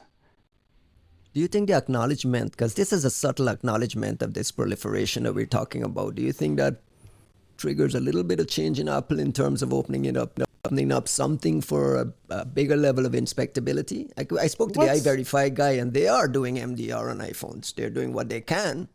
Well, but the iVerify blog post was, hey, any chance you might let us do this better? Right? Like, yeah. I don't think iVerify came out and said, oh, look at all the wonders that we can do. It's basically like, look at what we can make happen because we're trying super fucking hard, but not because somebody's allowing us to. And my question is, do you think this acknowledgement of the proliferation forces Apple into some kind of change? Are you optimistic, Costin, that a year from now we'll have maybe a little more to inspect? I think we are closely approaching what Steve Bannon called stage 3 of the war, which was Tim Cook acquires some company to solve the problem, you know. The Epstein files. Yes, the Epstein files. Yes. Oh shit! It's like, what the fuck is he talking about? Of course, only the best. I think it shows a bit of worry. I mean, we haven't seen this before, right? We didn't get this kind of support articles before from Apple, so to me it shows a bit of acknowledgement, a bit of a worry, moving to stage 2.5 out of 3, something like this. With stage 3 being they acquire a company that solves the issue. Acquire, I verify and shut them up. Yeah, absolutely. Yeah, exactly. It's like, what do we? God damn it! You mean that would be easy, right? Acquire, I verify, shut them down, like problem gone. Done. And also Citizen Lab, if we can just shut those people up, that would be great, right? Like, I'm just saying, at the end of the day, we're getting to the point where they can't keep the toothpaste in the tube anymore. And I'm kind of glad. I'm not saying that I'm glad people are getting popped. I'm saying people have been getting popped. Like my comment earlier, you're telling me that there were no exploit kits that were taking advantage of older bugs for older iOS devices? Yeah. And if so, I mean, really just the lack of creativity, or like what's going on here? Like why didn't we see this? And my guess is that we have. My guess is they definitely have, and the consensus is just kind of like and they know. We don't need to talk about it. If anyone knows, Apple knows. You hope. And if they didn't, that's part of the fucking problem. And if they did, that's part of the bigger problem. But Apple has a lot of fucking problems. Apple security is way too comfortable with itself for an organization that has like clear foundational mistakes as some of its core tenets. It has some unbelievably good thinking when it comes to security engineering and hardware and how it comes together with software. And they've made amazing things happen. I am not taking that away from them. But never has anybody looked at Apple and said, well, look at that threat intelligence giant. Look at these people that just know everything that's going on. They are just on top of it. They just fucking know everything. No, absolutely not. They have been cutting out both of their eyes for years on end and telling people to shut the fuck up and just pretending, oh, this one, that one, it's not that big a deal. Oh, and the next one, also not a big deal. Oh, you think that's a big deal? Not a big deal either. And you're like, well, when does it rise to the level of you giving a flying fuck? Is it, because as long as your stock keeps going up, it sounds like never. Costin, last thing on this, we're now on 22 minutes in, and this is the first story we've touched on. Last thing on this, how many of these exploit kits you think are still out there undiscovered, floating around? Ooh, they have dozens. to be, right? Dozens more. Maybe not in water. Like, remember we discussed the idea of water holes being being more like, I don't know, 2020 level technology, that the modern, all the sophisticated threat actors, they don't rely on water holes anymore because this is how you get your exploits burned, and here's the proof, right?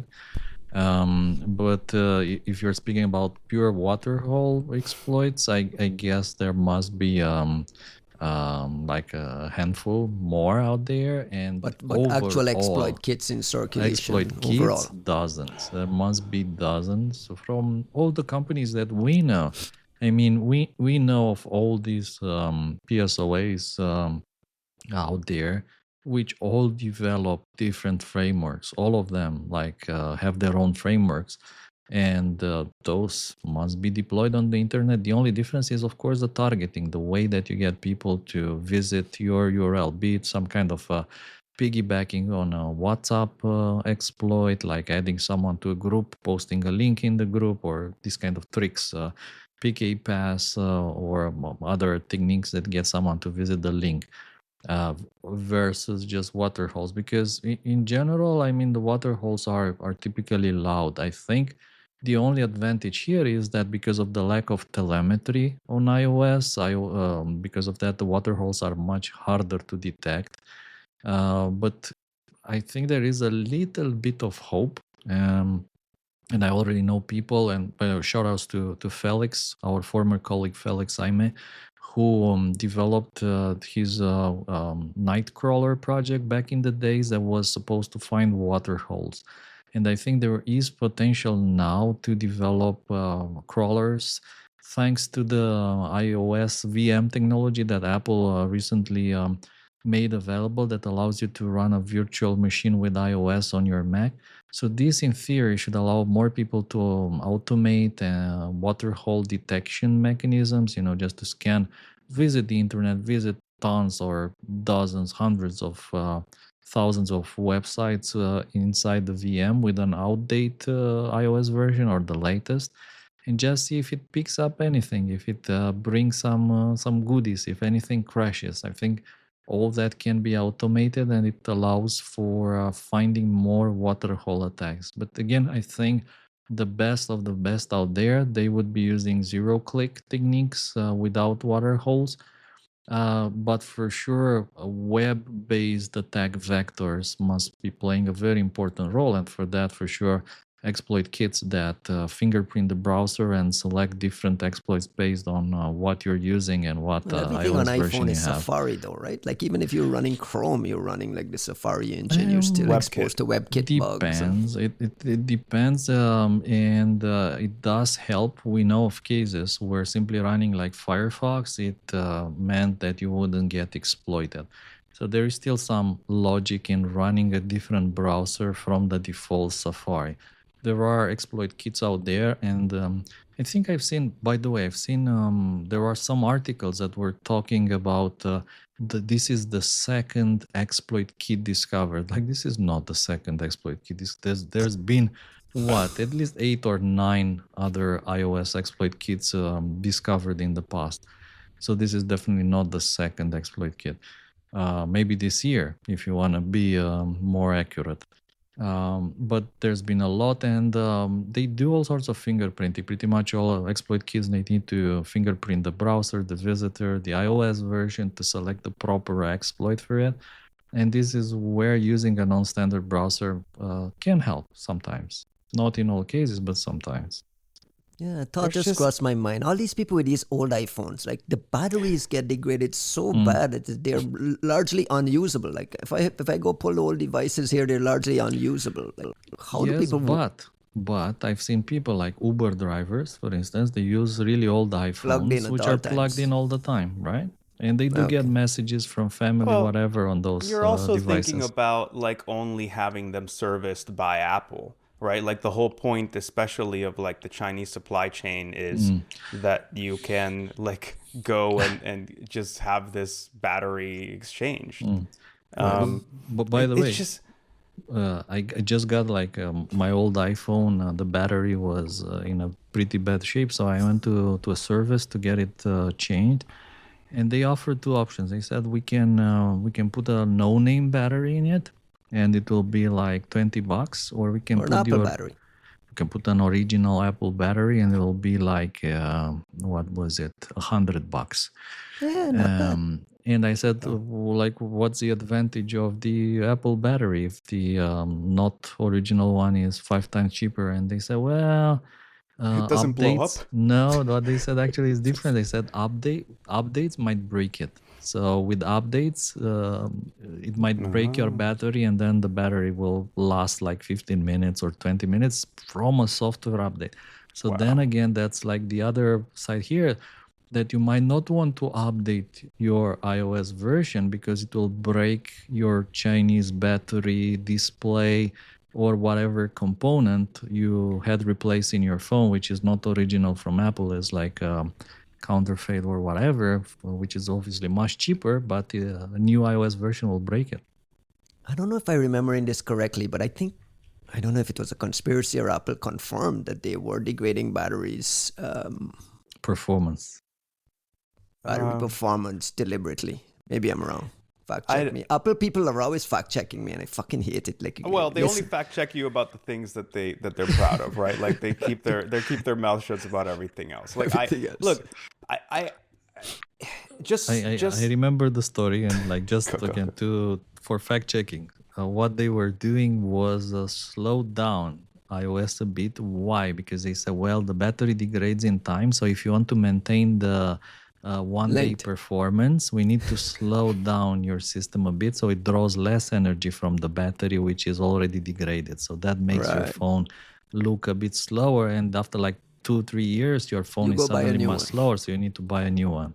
But it lasts all day, just like they said. You don't have to go replace the battery, right? Like it's... all right, folks. No, wait. Here's the thing, right? We've seen all kinds of amazing... today. No, we've seen all... Well, yeah, we can. I don't give a shit. But like, we've seen all kinds of amazing talent go in and out of Apple. But like, this is a management problem. This is one of those moments where you need... I like that. This is a management problem.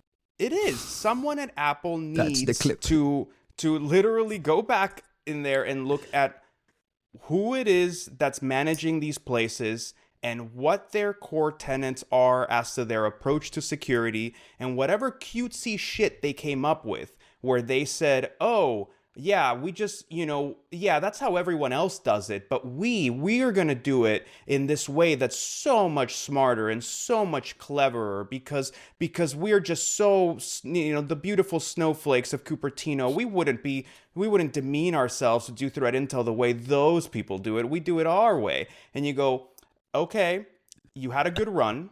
I'm glad you got to try it. I'm sure it was delightful. If you would like to come do your jobs proper and come, actually do real work, because we've seen the purges, we've seen the changes, we've seen the structural changes, we've seen, now they're SEER, and SEER is like a fucking massive organization. And I'm not saying they're not doing their jobs, but it kind of feels like they're doing the wrong job. Like it just, like you look at it and you're like, there's so much security, there's so much data, there's so much whatever. What the fuck are you people doing? How can you leave these giant areas of concern unaddressed, like just untouched as far as anybody can tell, because someone has an opinion or has a thought or has decided that that's just not the way that Apple's gonna do it? And you know what? You've been doing it fucking wrong. You've been doing it fucking wrong this whole fucking time. We've all kept telling you you've been doing it wrong. It's not that cute anymore. And like, the world is getting very honest around you about a whole lot of things. And the shine has worn off of Apple. I point you to Siri and all the other, bullshit that we've been dealing with. This isn't the moment to get cute. Your shit's not so innovative and so amazing that people aren't questioning you. It's the moment to get honest and transparent and show some receipts and actually do some fucking work. How are the voice alerts on your AirPods? Still fucked up. I still want to find them. Who are you? Give me this PM. Feed me this PM and I won't talk about Apple for a few Signal weeks. notification from FNF. Non-stop. Would you like me to read it? It's 280 characters. It's two tweets. Would you like? It's a long notification. It's 2 tweets worth, because that's really the limit on any notification. Would you like me to read that for you? I know I just took 15 seconds of your life as it is. Would you like me to read that for you? Yes? No? Could you comment that out loud in front of everyone and God? Maybe shake your head. Maybe... You need to listen to those notifications being read from Romanian with the English accent. Because it doesn't know it's Romanian for some reason, and then it starts like, it's so funny. Oh, but by the way, I thought it's so great, so funny to hear you guys use this. What is it, American expressions like drinking Kool-Aid? And I was like, what's a Kool-Aid? Like, nobody in Europe has any Kool-Aid. Bathing in the Kool-Aid. What is that? Is it a drink? Is it like some medicine? Is it a toxin? Is it a poison? Well, it is all of those things, really. depending on believe that socioeconomic phrase, status. If I you're believe poor that phrase enough, tracks back to Kool-Aid. Guyana, by the way. Look it up. Guyana. Oh my god. I guess so. Right? I would have assumed it was Heaven's Gate, but No. Jim Jones and Jonestown was this cult that in the 1970s took hundreds of San Franciscans, Americans down into the jungle of Guyana and had them all drink from a vat of Kool-Aid and committed suicide. So there was this massive suicide cult. Wow. Yeah, And I so believe, I could be wrong, but I believe the phrase drinking the Kool-Aid comes from that instance. Anyway, sorry, go ahead. Yeah, drinking the Kool-Aid being like you're so bought into the idea, like the bullshit that somebody's selling you, that you're willing to like drink Kool-Aid that will kill you, right? Yes, it's a very. I think it's a very appropriate expression in everything we're discussing. Very last thought I have, and for my journalist friends who we all respect and I adore the work they do. When Ivan and Apple comes with their memory integrity enforcement or their bug bounty program increase or whatever their PR thing is, you guys are all in a line to give them these fluffy profiles and write these long articles in Wired about how amazing Apple is at security. Ask some fucking hard questions once in a while, right? You're trading this kind of access to Ivan for some puff pieces. Every now and then, ask some hard questions because there are a lot of hard questions to ask. That's just my little beef with some in the journalists. I like the journalist community. The Trump way of answering tough questions. Who are you? Who are you with? You guys are fake news. Or that is a very low IQ question. That is a very low IQ question. It's better than you are stupid. If any president in the history of the United States would answer that question, they shouldn't be president. So I'm not going to answer it. I would rather hear that from Tim Cook these days than this bullshit.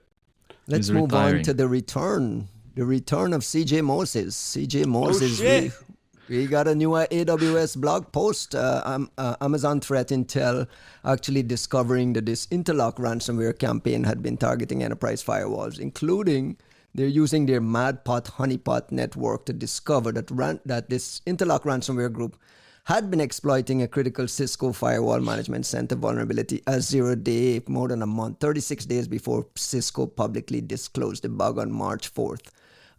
Pretty interesting finding, pretty fun report from them. The thing that stands out to me, Costin, is a ransomware group sitting on genuine 0-day for Cisco firewall management product. I mean, that's a level of capability we don't usually assign to ransomware groups. Did anything stand out at all from this report to you?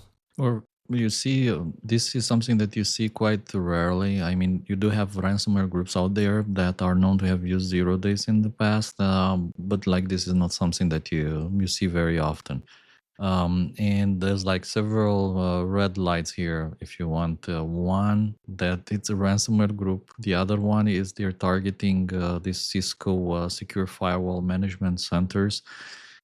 Cisco had like this at least back in the days, when people were talking about Cisco devices. These were like these impenetrable thingies, like you buy them and then gold standard.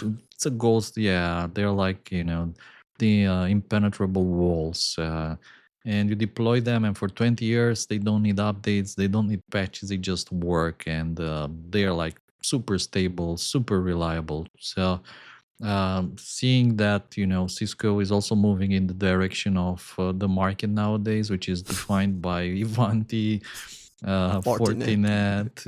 Yeah, it's perhaps a bit worrying, if you ask me. Of course, we've seen Cisco vulnerabilities as of recently, but the fact that this 0-day was used by ransomware groups. The other thing I was thinking here is that the tool set which was deployed in this case is like pretty sophisticated. Like this fileless Java web shells are incredibly difficult to detect. It's also difficult to write signatures for them, and the fact that again it's a ransomware group. To be honest, I admit I'm not super familiar with Interlock. I think I did a Yara role some time ago for one of their binaries, but I'm not as familiar with them as, let's say, I am with the other things like the Gentleman or Akira or Klopp. I admit I'm not very familiar, but I thought it was interesting that they point them to being a GMT UTC plus 3 with fairly high confidence, covering Moscow, Istanbul, Riyadh, and East Africa, which again is kind of the usual nowadays for people to be based in these kind of regions. It's very rarely that we see ransomware groups outside these regions.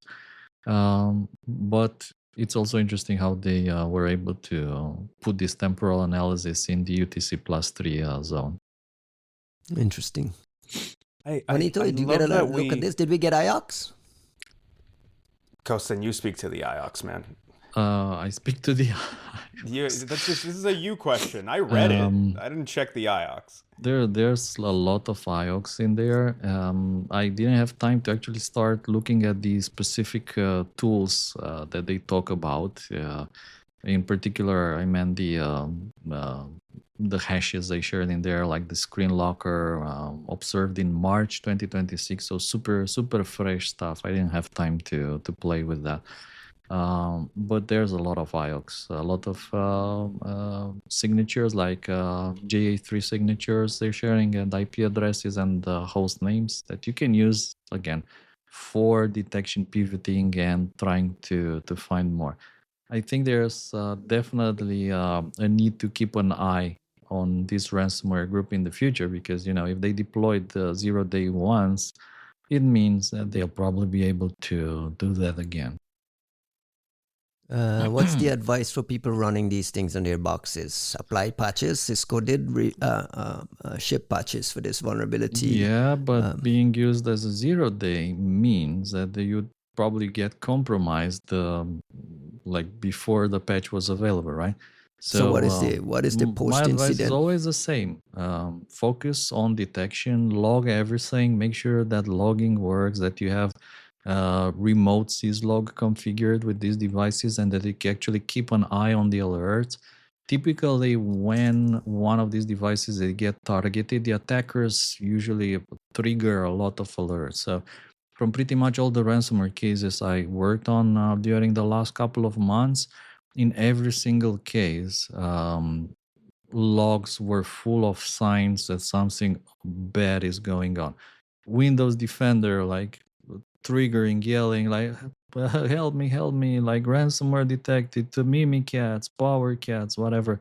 There's a big cost attached to logging everything though, right? I mean, like... In my opinion, depends what you log, but the cost is definitely not a high cost. There is indeed a high cost associated with the analysis side of things. So you can log everything very cheaply, but it costs you to analyze things. But nevertheless, when you get owned, when actually the bad things, when the shit hits the fan, you would wish you had the logs to at least be able to figure out what happened. Like, how did you get owned? What was the reason? Was it like your Ivanti Fortinet Cisco device? If so, what are you going to do in the future to avoid this problem again? Obviously nothing. You won't change anything, but like, again, if you were just to consider the possibility that you might want to do something so you don't get owned again and again in the future, then which parts, like in the logging chain, so like over these weeks or days, when all the devices were like yelling, help me, we're getting attacked, and you did nothing, at which point maybe you want to do something different in the future. And there's some other detection places for detection, specifically around like this ConnectWise, Screen Connect, but volatility. Like they deploy these legitimate tools to hide in traffic and so on. Is there a way from a detection point of view to detect that one? Or to kind of look for unauthorized use of Screen Connect? Well, I don't know how that works in the background from the IT guys, but if these things are keep popping up in the majority of these ransomware infections where they're using Screen Connect to actually do the damage in the back end, like how do you defend against something like that? It was a question to Juan, right? I like it when you say Juan. Juan. Which is almost Juan. Juan. I don't know what to do with these things. I'm sitting here actually looking through this blog and looking at the SD-WAN blog and wondering how it is we moved past the SD-WAN issue for Cisco into this issue, and we're still just kind of being like, meh, you know, well, how do you harden? How do you fix? Like, I'm saying that very genuinely, not to, like, I'm clearly, like, spaced out on this part, but I'm saying it because the Cisco SD-WAN thing was like this terrifying, problematic, mega Five Eyes issue a couple of weeks ago. And Cisco could not be luckier. It just fucking sailed. Like, all the gov people are still freaking the fuck out about it. There's contracts that show just how spread those devices are. Nothing shows up. And now we get this from the man, the myth, the legend, CJ Moses. And it's great. But once again, you kind of look at Cisco and go, like, the fuck is going on, you guys? Like, what's going on? We should check to see if they updated the advisory to say that I don't believe the advisory has been updated yet to say that there's been some exploitation detected.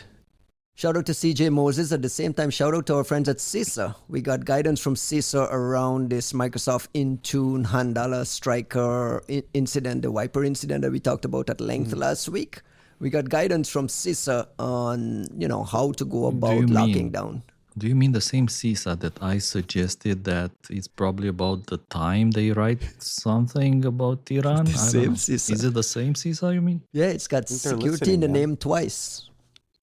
The Cybersecurity Infrastructure and Security Agency. Yeah. Anyway, CISA put out an advisory basically highlighting three things. Use principles of privilege when designing admin roles, which is basically one of the things Costin talked about last week, is like, how do you figure out which role has the ability to do wiping? And then enforcing phishing resistant MFA. I think Microsoft Entra ID gives you these capabilities, and configuring access policies to require multi-admin approval in Microsoft Intune. What is that? That one I want to linger on for a second, Costin. They talked about configure access policies to require multi-admin approval in Microsoft Intune. Set up policies that require second administrator's account approval to allow changes to sensitive or high-impact actions, such as device wiping. So that's kind of like a multi-factor, right? Multi-factor.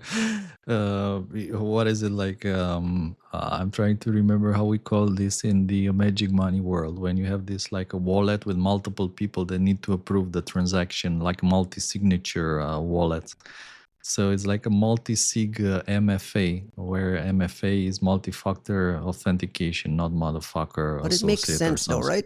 If you're in sensitive environments where these wiping devices could put you out of business for so long and be so disruptive, it makes sense to put like just another layer on things so that if the 5 or 6 devices start getting wiped in a row, you have some sort of flag. This guidance is for the users or for the developers? Like, is for that even Microsoft? Yeah, it's like, is that even an option? Does Microsoft have a little button that says, hey, how many FAs would you like? Would you like 10, 20 FAs? Like, is that even an option? Like, that was my point the last time we discussed this. I'm like, I get it, but how much of this can I as an admin fix or even reliably do? Versus like, you gave me a product that doesn't actually have protections in it. We got an advisory from CISO with some Microsoft links. If you're responsible for this stuff, or you think you might be at risk of this stuff like Striker, strongly recommend looking at that stuff and at least batten down things. My only objection with this alert is the cybersecurity and infrastructure security agency didn't drop the word Iran in there. Like, is it True. like could have like very generic? Used, it's very generic. Would be nice. After Iranian cyber attacks against U.S. organization would have gone like a way. But you know what? A long way. Let me put a thought in here. If you say that, then you get a bunch of companies that says the Iranians don't give a shit about us. I don't need to like waste a little bit of resources on that. Well, what are we basing that? I thought the opposite, considering that.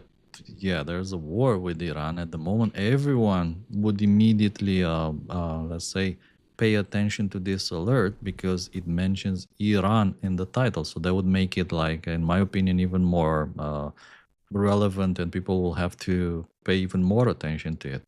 Right. So, yeah, I mean, would have been nice to have Iran in there somewhere. Is a part of it expecting that they would have had to also basically give us a sense of like the attribution and references and whatnot, or is it just safer for CISA right now to give, just product guidance, right? Like this, the safe bet is just to give product hardening guidance. True, but they do constantly say like Chinese cyber attacks, Chinese actors are targeting US organizations, things like that, like China, China, China, China. A bit of Iran, maybe not a bad idea now. A little bit of Iran. A little bit of Iran. I don't know. I would love to see, like, this is something that got brought up in that White House call, like I think a week or two ago. I can't remember. Every day feels like How do you get in this White House calls? Like, what is the magic? I have no idea. At this point, I just get an invite. But they also sent out like a new AI initiative thing today, right? Which I think was in the show notes. Let's see if maybe in hour 4 we go into that. But what I was going to say is part of the discussion there involved, what kind of regulatory teeth like this administration is going to be comfortable with, if at all. Because so much of the discussion is, hey, let's just enable American companies to innovate and be the best they can be and not get in their way and not have regulation get in the way. But situations like this are ones where, like, actually we desperately need somebody to come in that has some kind of regulatory capacity or some decision-making ability where they get to say, hey, fuck you, this is not okay, like, you need to go fix this or else.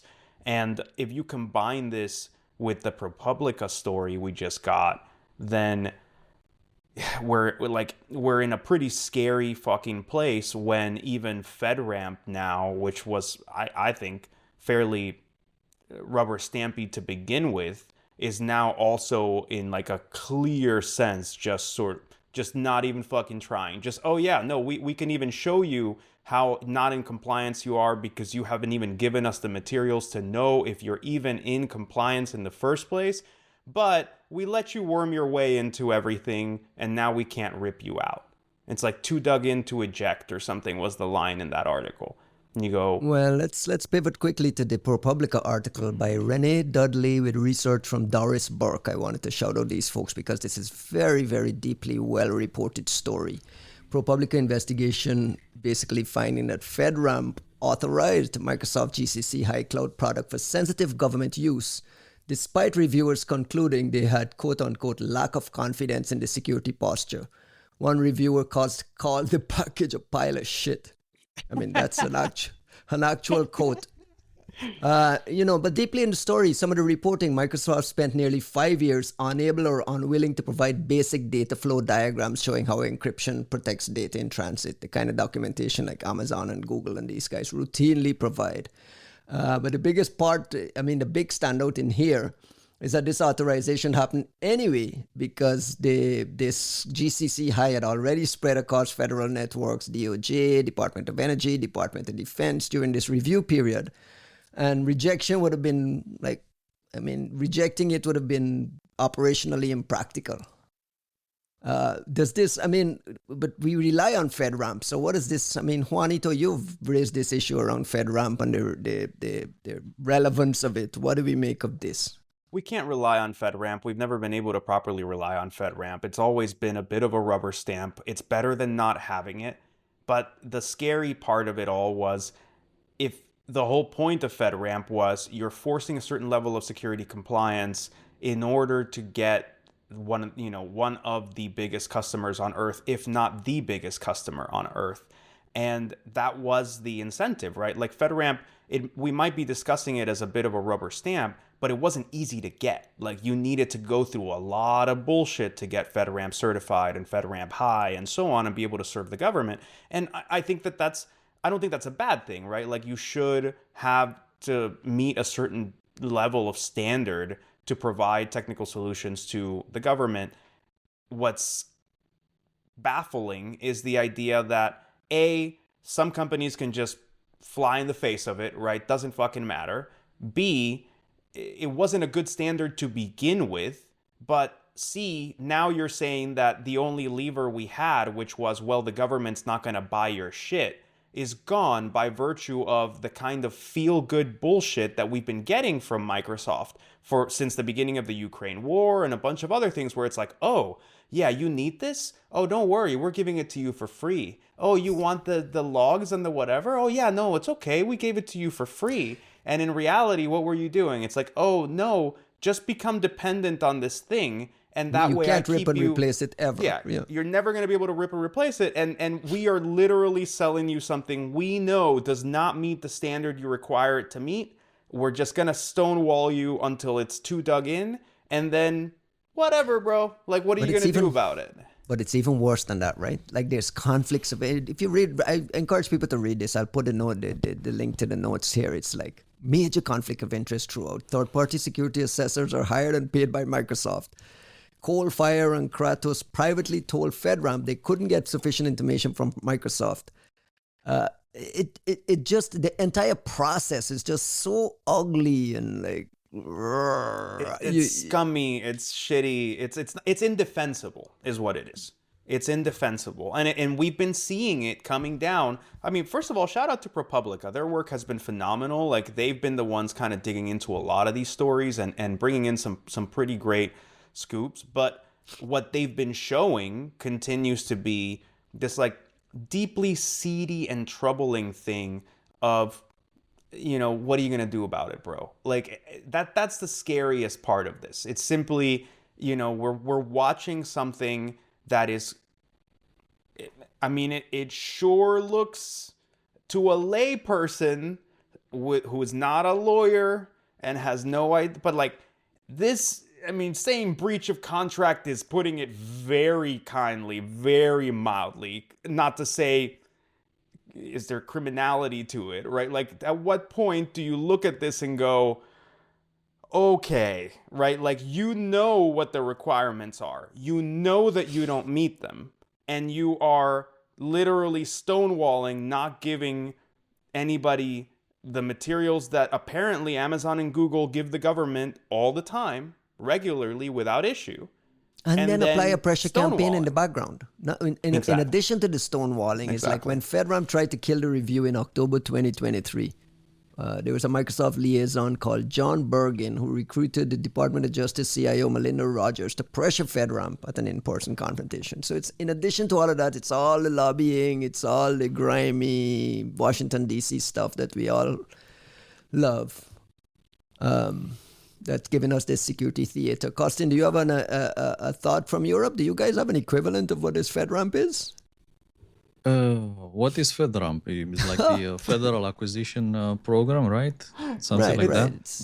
It's like it's a certification. It's a certification that says that you've met a certain standard and you need it in order to be able to sell into the government. Federal and there's agencies, different levels, right? Like FedRAMP High, and like, you know, that sort of allows you to sell into other tiers. More sensitive environment, right? No, this is like one of the stories where I think America is better than anyone else in the world at. Like, when it comes to creating these procurement systems with complex certifications, which, you know, piggyback on each other and require in some cases clearances and special access permissions and whatever. I think the US are the best. So I don't have like any special comments, except I saw a funny story recently that we were hailing the arrival of a European-centric, European-only social network, which people have actually been able to track that it's fully deployed through Google and Cloudflare, but it's European focused, and all the data is stored in Europe. Maybe. Staying in Washington. Where was it going to be hosted? Where were they going to host it? Google and Cloudflare.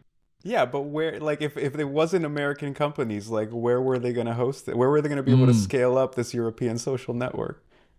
Yes. There are some European alternatives. Hetzner, you know, OVH, things like this, and many more. But I mean, yeah, it's It's funny. There's some cool projects that run on Headster and OVH. I'm just saying, is it the same?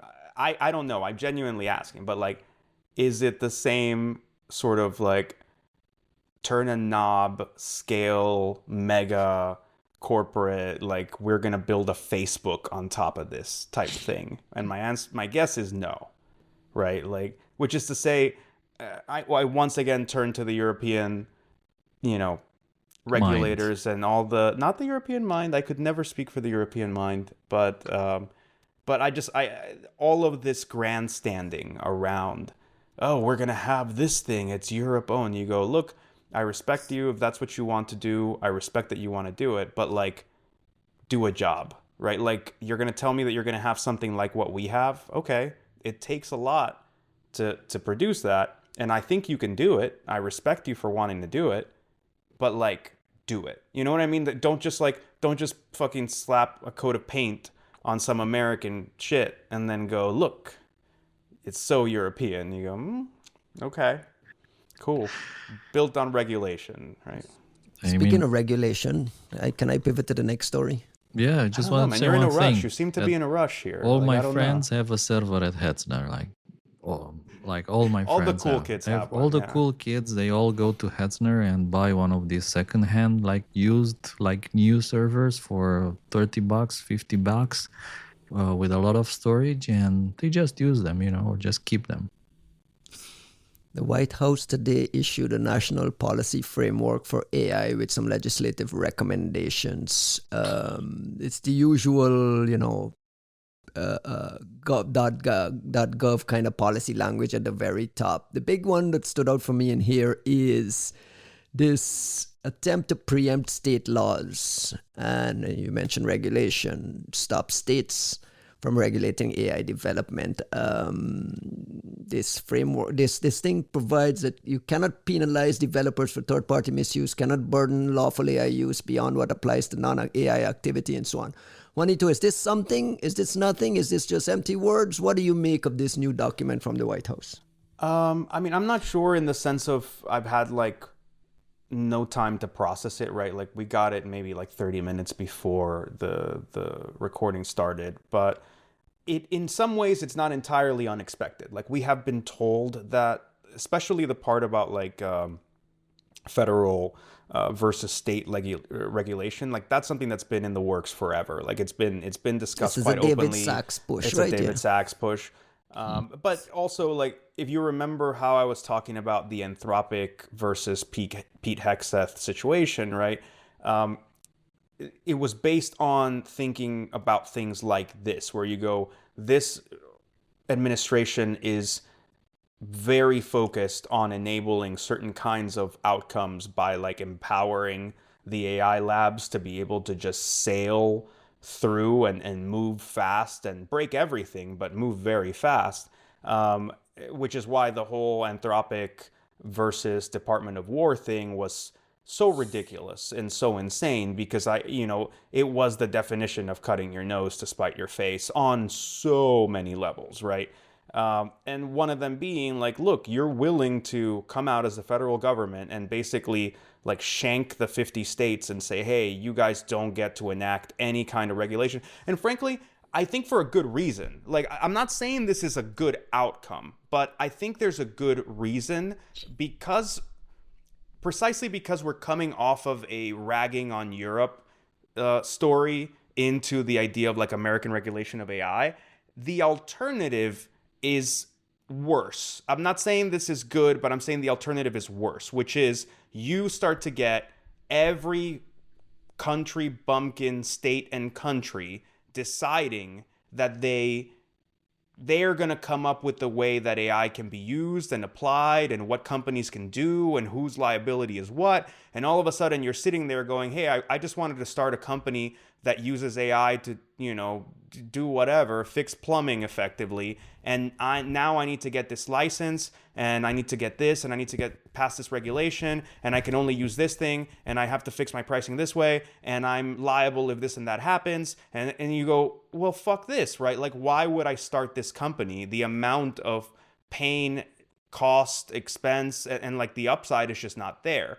So the obsession in the US was, we need to make damn sure that there's at least like a clarity of unified, coherent regulation. And the only way that you're going to be able to do that is to make it a federal thing instead of a, can we operate in, in Georgia versus Florida versus, Maine versus New York.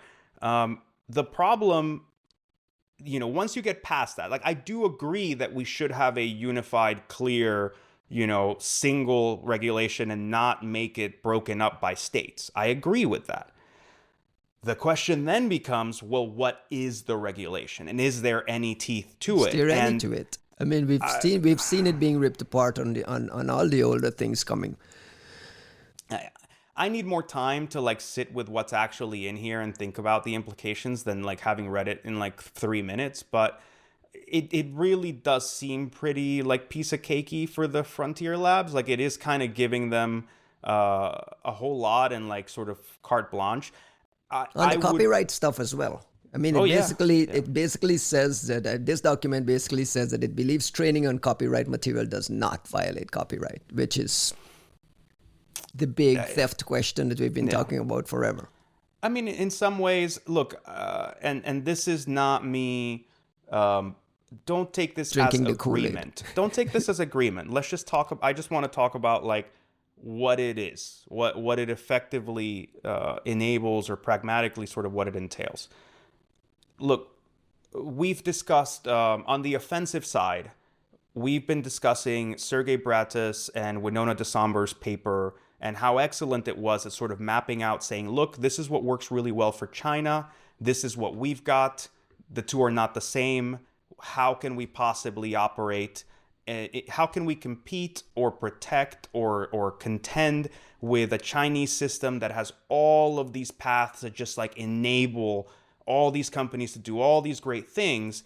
And here we don't have clear laws. We actually have a shit ton of like mismatch regulation. We have all these ways in which like you cannot foster or in any way incentivize the kind of innovation and investment and multiplicity and variety of players that you need in order to function in the same way that the Chinese ecosystem is with offensive security, right? That's an analog that, I want to kind of pull back and tie back to this AI discussion and say, once again, China versus US. What the Chinese ecosystem looks like for AI is very much the government is out there enabling all these folks. There's rampant criminality, as we're seeing, involved in enabling AI in China. They don't have to think even for a second about copyright problems. Like, that's just not being discussed. So in a way, do I agree with this? I'm not ready to like even think about the corollaries, but from a pragmatic standpoint, it kind of evens some of the playing field, or like takes some of the lumpy parts off of the playing field. Is that a good thing? Is it going to be a good thing for creators? Is it going to be a good thing for culture? Is it in any way fair? Is it in any way desirable? I'm not saying that. I'm just saying there was one half of the planet that was already running a million miles per hour without those limits. And part of what they were doing with that was actually fucking up our intellectual property by, let's say, distilling the models and so on. So like, just from a pragmatic standpoint, the idea that we're going to sit here and in a very European-esque fashion and just make sure everyone's getting their fair due and the world is like going to be shaped very fair and everyone got everyone gets their participation trophies and like, here's gold stars, everyone gold stars, you're all doing great. It's like, yeah, that sounds wonderful, but like the Titanic, like we're doing the ceremony while the Titanic is like sinking and about to break in half, and those dudes over there are sailing just fucking fine. Gabe makes a great point in the chat, though. The problem is that this deregulation benefits one class of companies, these large frontier labs with existing capture over others, and the barrier to entry is now significantly increased. So the other thing this thing is missing, is the whole notion of offensive AI use. Like, you get a national policy document from the White House and there's no mention whatsoever of use for autonomous weapons or surveillance and the kind of things that like People really want to know how you think about that stuff. No one's got Alongside time this, for we that. get news that Supermicro a co-founder of Supermicro has been arrested and charged with what's the word they use? Diverting about 2.5 billion in AI server smugglings to China. This has to be just one of hundreds of these cases happening. I mean, the kind of circumvention of getting these advanced chips to China must be a significant issue. I don't know what to make of the fact that Supermicro is involved. Their stock took a massive hit. I before buying any Supermicro stock, I would just look to see what Tavis does, right? Like he was the oracle for Supermicro stock before this. I don't know, man. When Wally and Willie are apparently both indicted for what clearly looks like a well-organized from the top criminal scheme to circumvent, to very overtly circumvent restrictions. I'm not saying Supermicro won't heal from this, but it's not the same. Like they're pretty heavy, like hefty owners of the company. So I don't know what's going to happen with that stock. I wouldn't even pretend to know, but the company was not named as a defendant. They weren't charged with anything. Which is also crazy. Because it's also insane. Like, you're telling me the company had nothing to do with this? Like, these were, like, multi-billion-dollar deals. Like, they just organized it on their own, like, on the side. Like, according to the DOJ, let me just go through a little bit about what we know from the DOJ. The two executives directed an unnamed Southeast Asian shell company to place purchase orders with Supermicro for AI servers with export-controlled NVIDIA chips. Between 2024 and 2025, the company purchased about $2.5 billion worth of servers from Supermicro. And in a 3-week window alone, another $510 million worth were diverted to China. Bloomberg calls this the biggest chip smuggling case since these export restrictions began in 2022. It included dummy servers. It included like footage of them using a hairdryer to take stickers off and remove labels and serial numbers and so on. So it was a fairly well detailed smuggling scheme. I don't know what to make of this. It's we're never going to keep these chips away entirely from China. These export controls and it's two different things, and I think it's important to treat it as two different things. Was or is there any effective way to limit the proliferation of this technology to the Chinese? That's issue one. Issue two is somebody just showed you like a criminal conspiracy to circumvent the measures you had in place. And what are you going to do about it? And those two things are separate. They need to be treated as separate, but they really matter because the cynicism of the first one is built on the second one, right? Like all of us saying, well, you can't possibly keep these people from whatever. Yeah, of course not. If when you catch somebody doing it, you just slap them on the wrist and let them go. At that point, you are like, yes, you are wasting everyone's time. We are accepting that like overt criminality is like the soup of the day. We're cool with that. And everyone just move on. In which case, don't even fucking bother making the statement. Don't bother saying we don't want to give this technology to the Chinese. Instead, just like try to get in on the grift and move on. And that's sort of the frustrating piece about all this is I'm not saying that I wanted them to fix the whole thing. I really would like to see them essentially show their teeth. If you're telling us this matters, then fucking crater Supermicro. You know what I mean? Like, I hate to put it this way, and thankfully nobody's listening to me, but if you're telling me that this was like the most important critical thing to national security in the United States over the past 2 years, and somebody just showed you how they were fucking you sideways in your attempt to stop that, this cannot be a slap on the wrist. If and that's Supermicro what happens, can't be alone in trying to do this. I mean, they absolutely are not. Of course they're not. Not even fucking close. You know that. We all know that. And just the exhaust that we're seeing coming out of China in AI lets you know that there's like, I don't need to be Dylan Patel level macroeconomics genius to figure out that like there's some serious circumvention happening. But if you show me the mechanism, you have to do something that makes everyone else scared. Like you need to do something that makes everyone else go, hold the fuck up. Whoa, like this is an existential threat to our company, to our endeavors. So the next time China calls and goes, hey, do you mind just changing the labels? You're like, fuck you, goodbye, click, right? Because if I listen to you, I don't care how much money I'm making, my business is over in the biggest market on earth. That's how that shit works. So this is a really important moment. It'll be an interesting story for Supermicro as well. They've already been under a cloud with some like SEC filing issues and some other issues. They've always been in the news around like US governance issues. And now we have documentation that a co-founder board member of a NASDAQ company orchestrated this move from the inside using the company's own supply chain. This is like, I don't know. In terms of smuggling costing, what do you make of it? Like how you put it, because I was about to say that I love Supermicro servers. They make amazing hardware. All our, if not maybe most of our servers, I mean TLP Black, all of the Mineev servers that you approved were Supermicro, right?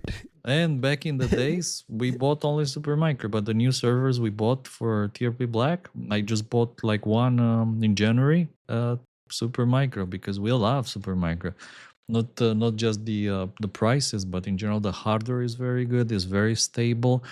I know people who have been running Supermicro servers for like 10, 15 years and they still work fine, like no problems whatsoever. So I mean, I want to say how naive I was with Supermicro stuff. Like when we started the whole stairwell thing, like we just come out of Google, we were looking at... You were worried about rice grains?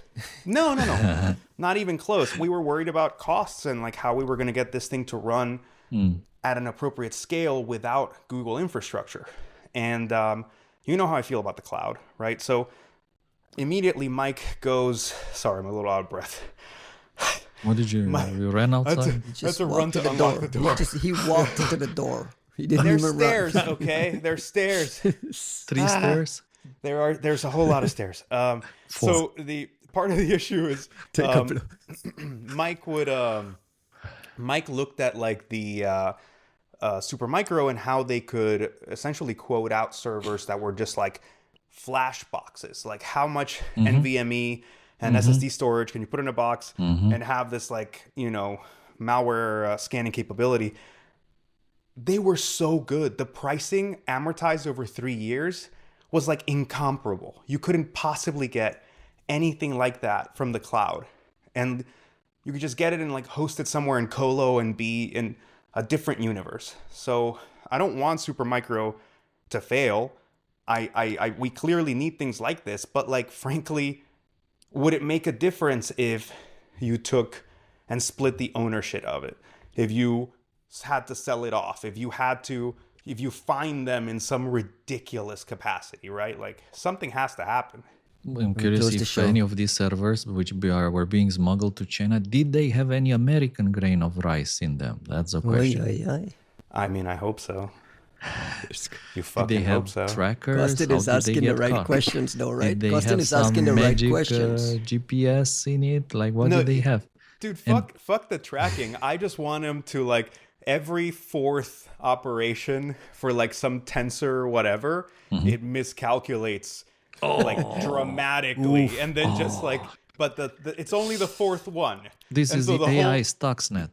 Exactly. You spend millions on training runs, all these gigawatts, and the models just don't do.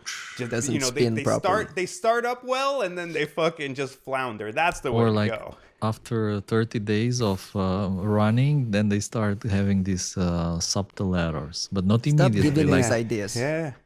They don't need those ideas from us. At some point they better be fucking using them. We get it from them. Yeah. Let's close the show with some shout-outs, guys. We are 2 hours and 17 minutes in. By the way, next week is all RSA. Everybody's going to be at RSA except me. I'm not going to that shit. Congrats to all the people speaking. RSA is pretty important, I guess, for a certain segment of folks in the industry. If they want to sponsor, salespeople? three-body problem. Are we okay with it or not? Let them try. If they come, let them. We have the conversation when the money's on the table. Someone reached out to me about sponsoring Three-Body Problem and says, at the risk of getting roasted by Juanito. Come on. I thought that was a really good pitch. I have no problem with it. I think we should absolutely go for it. At the same time, I think so. It's kind of interesting, right? Because like it shows you. I think it was a good sense of humor thing, but also, look, we're just gonna talk about things the way they are, right? Like I'm happy that we've never had a conflict where we have somebody paying us money as a sponsor, and we've had to be like, oof, well, company X, you guys really fucked up, didn't you? Right? Like I'm glad we haven't had to do that, and I think in part it has been. There's at least one scenario I have in mind where we just didn't accept the sponsorship, even though it could have been very lucrative because fuck you, there's no way we're not going to talk shit about your garbage company. But most scenarios, I think it's not that. So I admire it. I'm glad they brought it that way. I'm not looking to roast people for its own sake. Yeah? Reminds me back in the days when a certain offensive company tried to sponsor certain defensive conference threat intelligence summit. Yeah. Things happen. They were really trying to sell themselves as like a defensive company, Speaking of sponsors, our thanks to Thinkst Canary for sponsoring this episode. Our thanks to TLP Black for sponsoring some of the other episodes. And we'll have some new sponsors coming aboard pretty soon. Again, our thanks to Material and ThreatLocker, all the guys who've been supportive of this show. Like I always say, it's not easy to sponsor this show with the things we talk about and the way we approach things. So shout out to those guys for holding the fort and believing in what we do. Juanito, some last closing words, shout outs, any friends, any plugs, anything cooking? So many friends, so many plugs. Life is pretty tough these days, but we're all at it. First of all, I hope none of you have to go to RSA. I will actually probably go to San Francisco for a different event around then.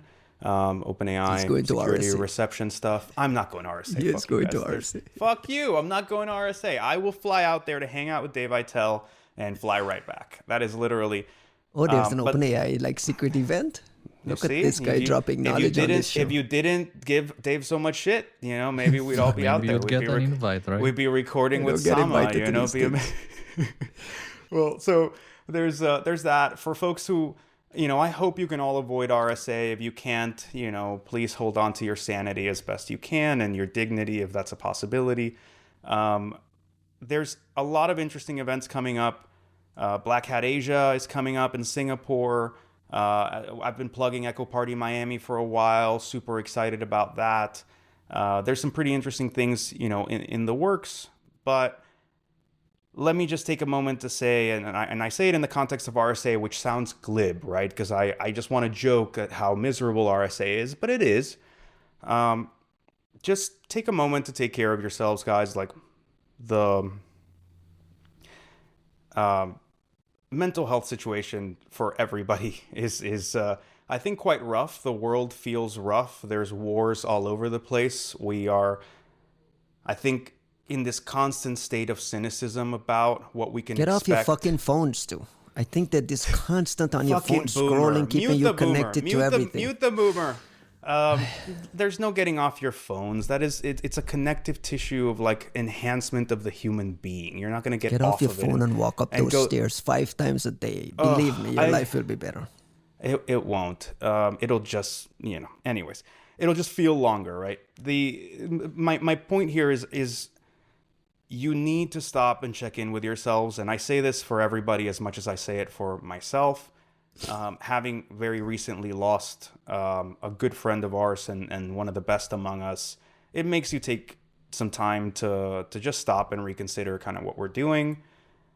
There's so much bullshit, government, war, job market, etc. It's very easy to live in a state of panic. It's very easy to live in a way where your nervous system, that cortisol, it just makes your awareness narrow to a very thin point, a very small point, and that it doesn't really foster the kind of thinking you should be doing for your own well-being, for the trajectory of your life, for what you actually want your impact to be.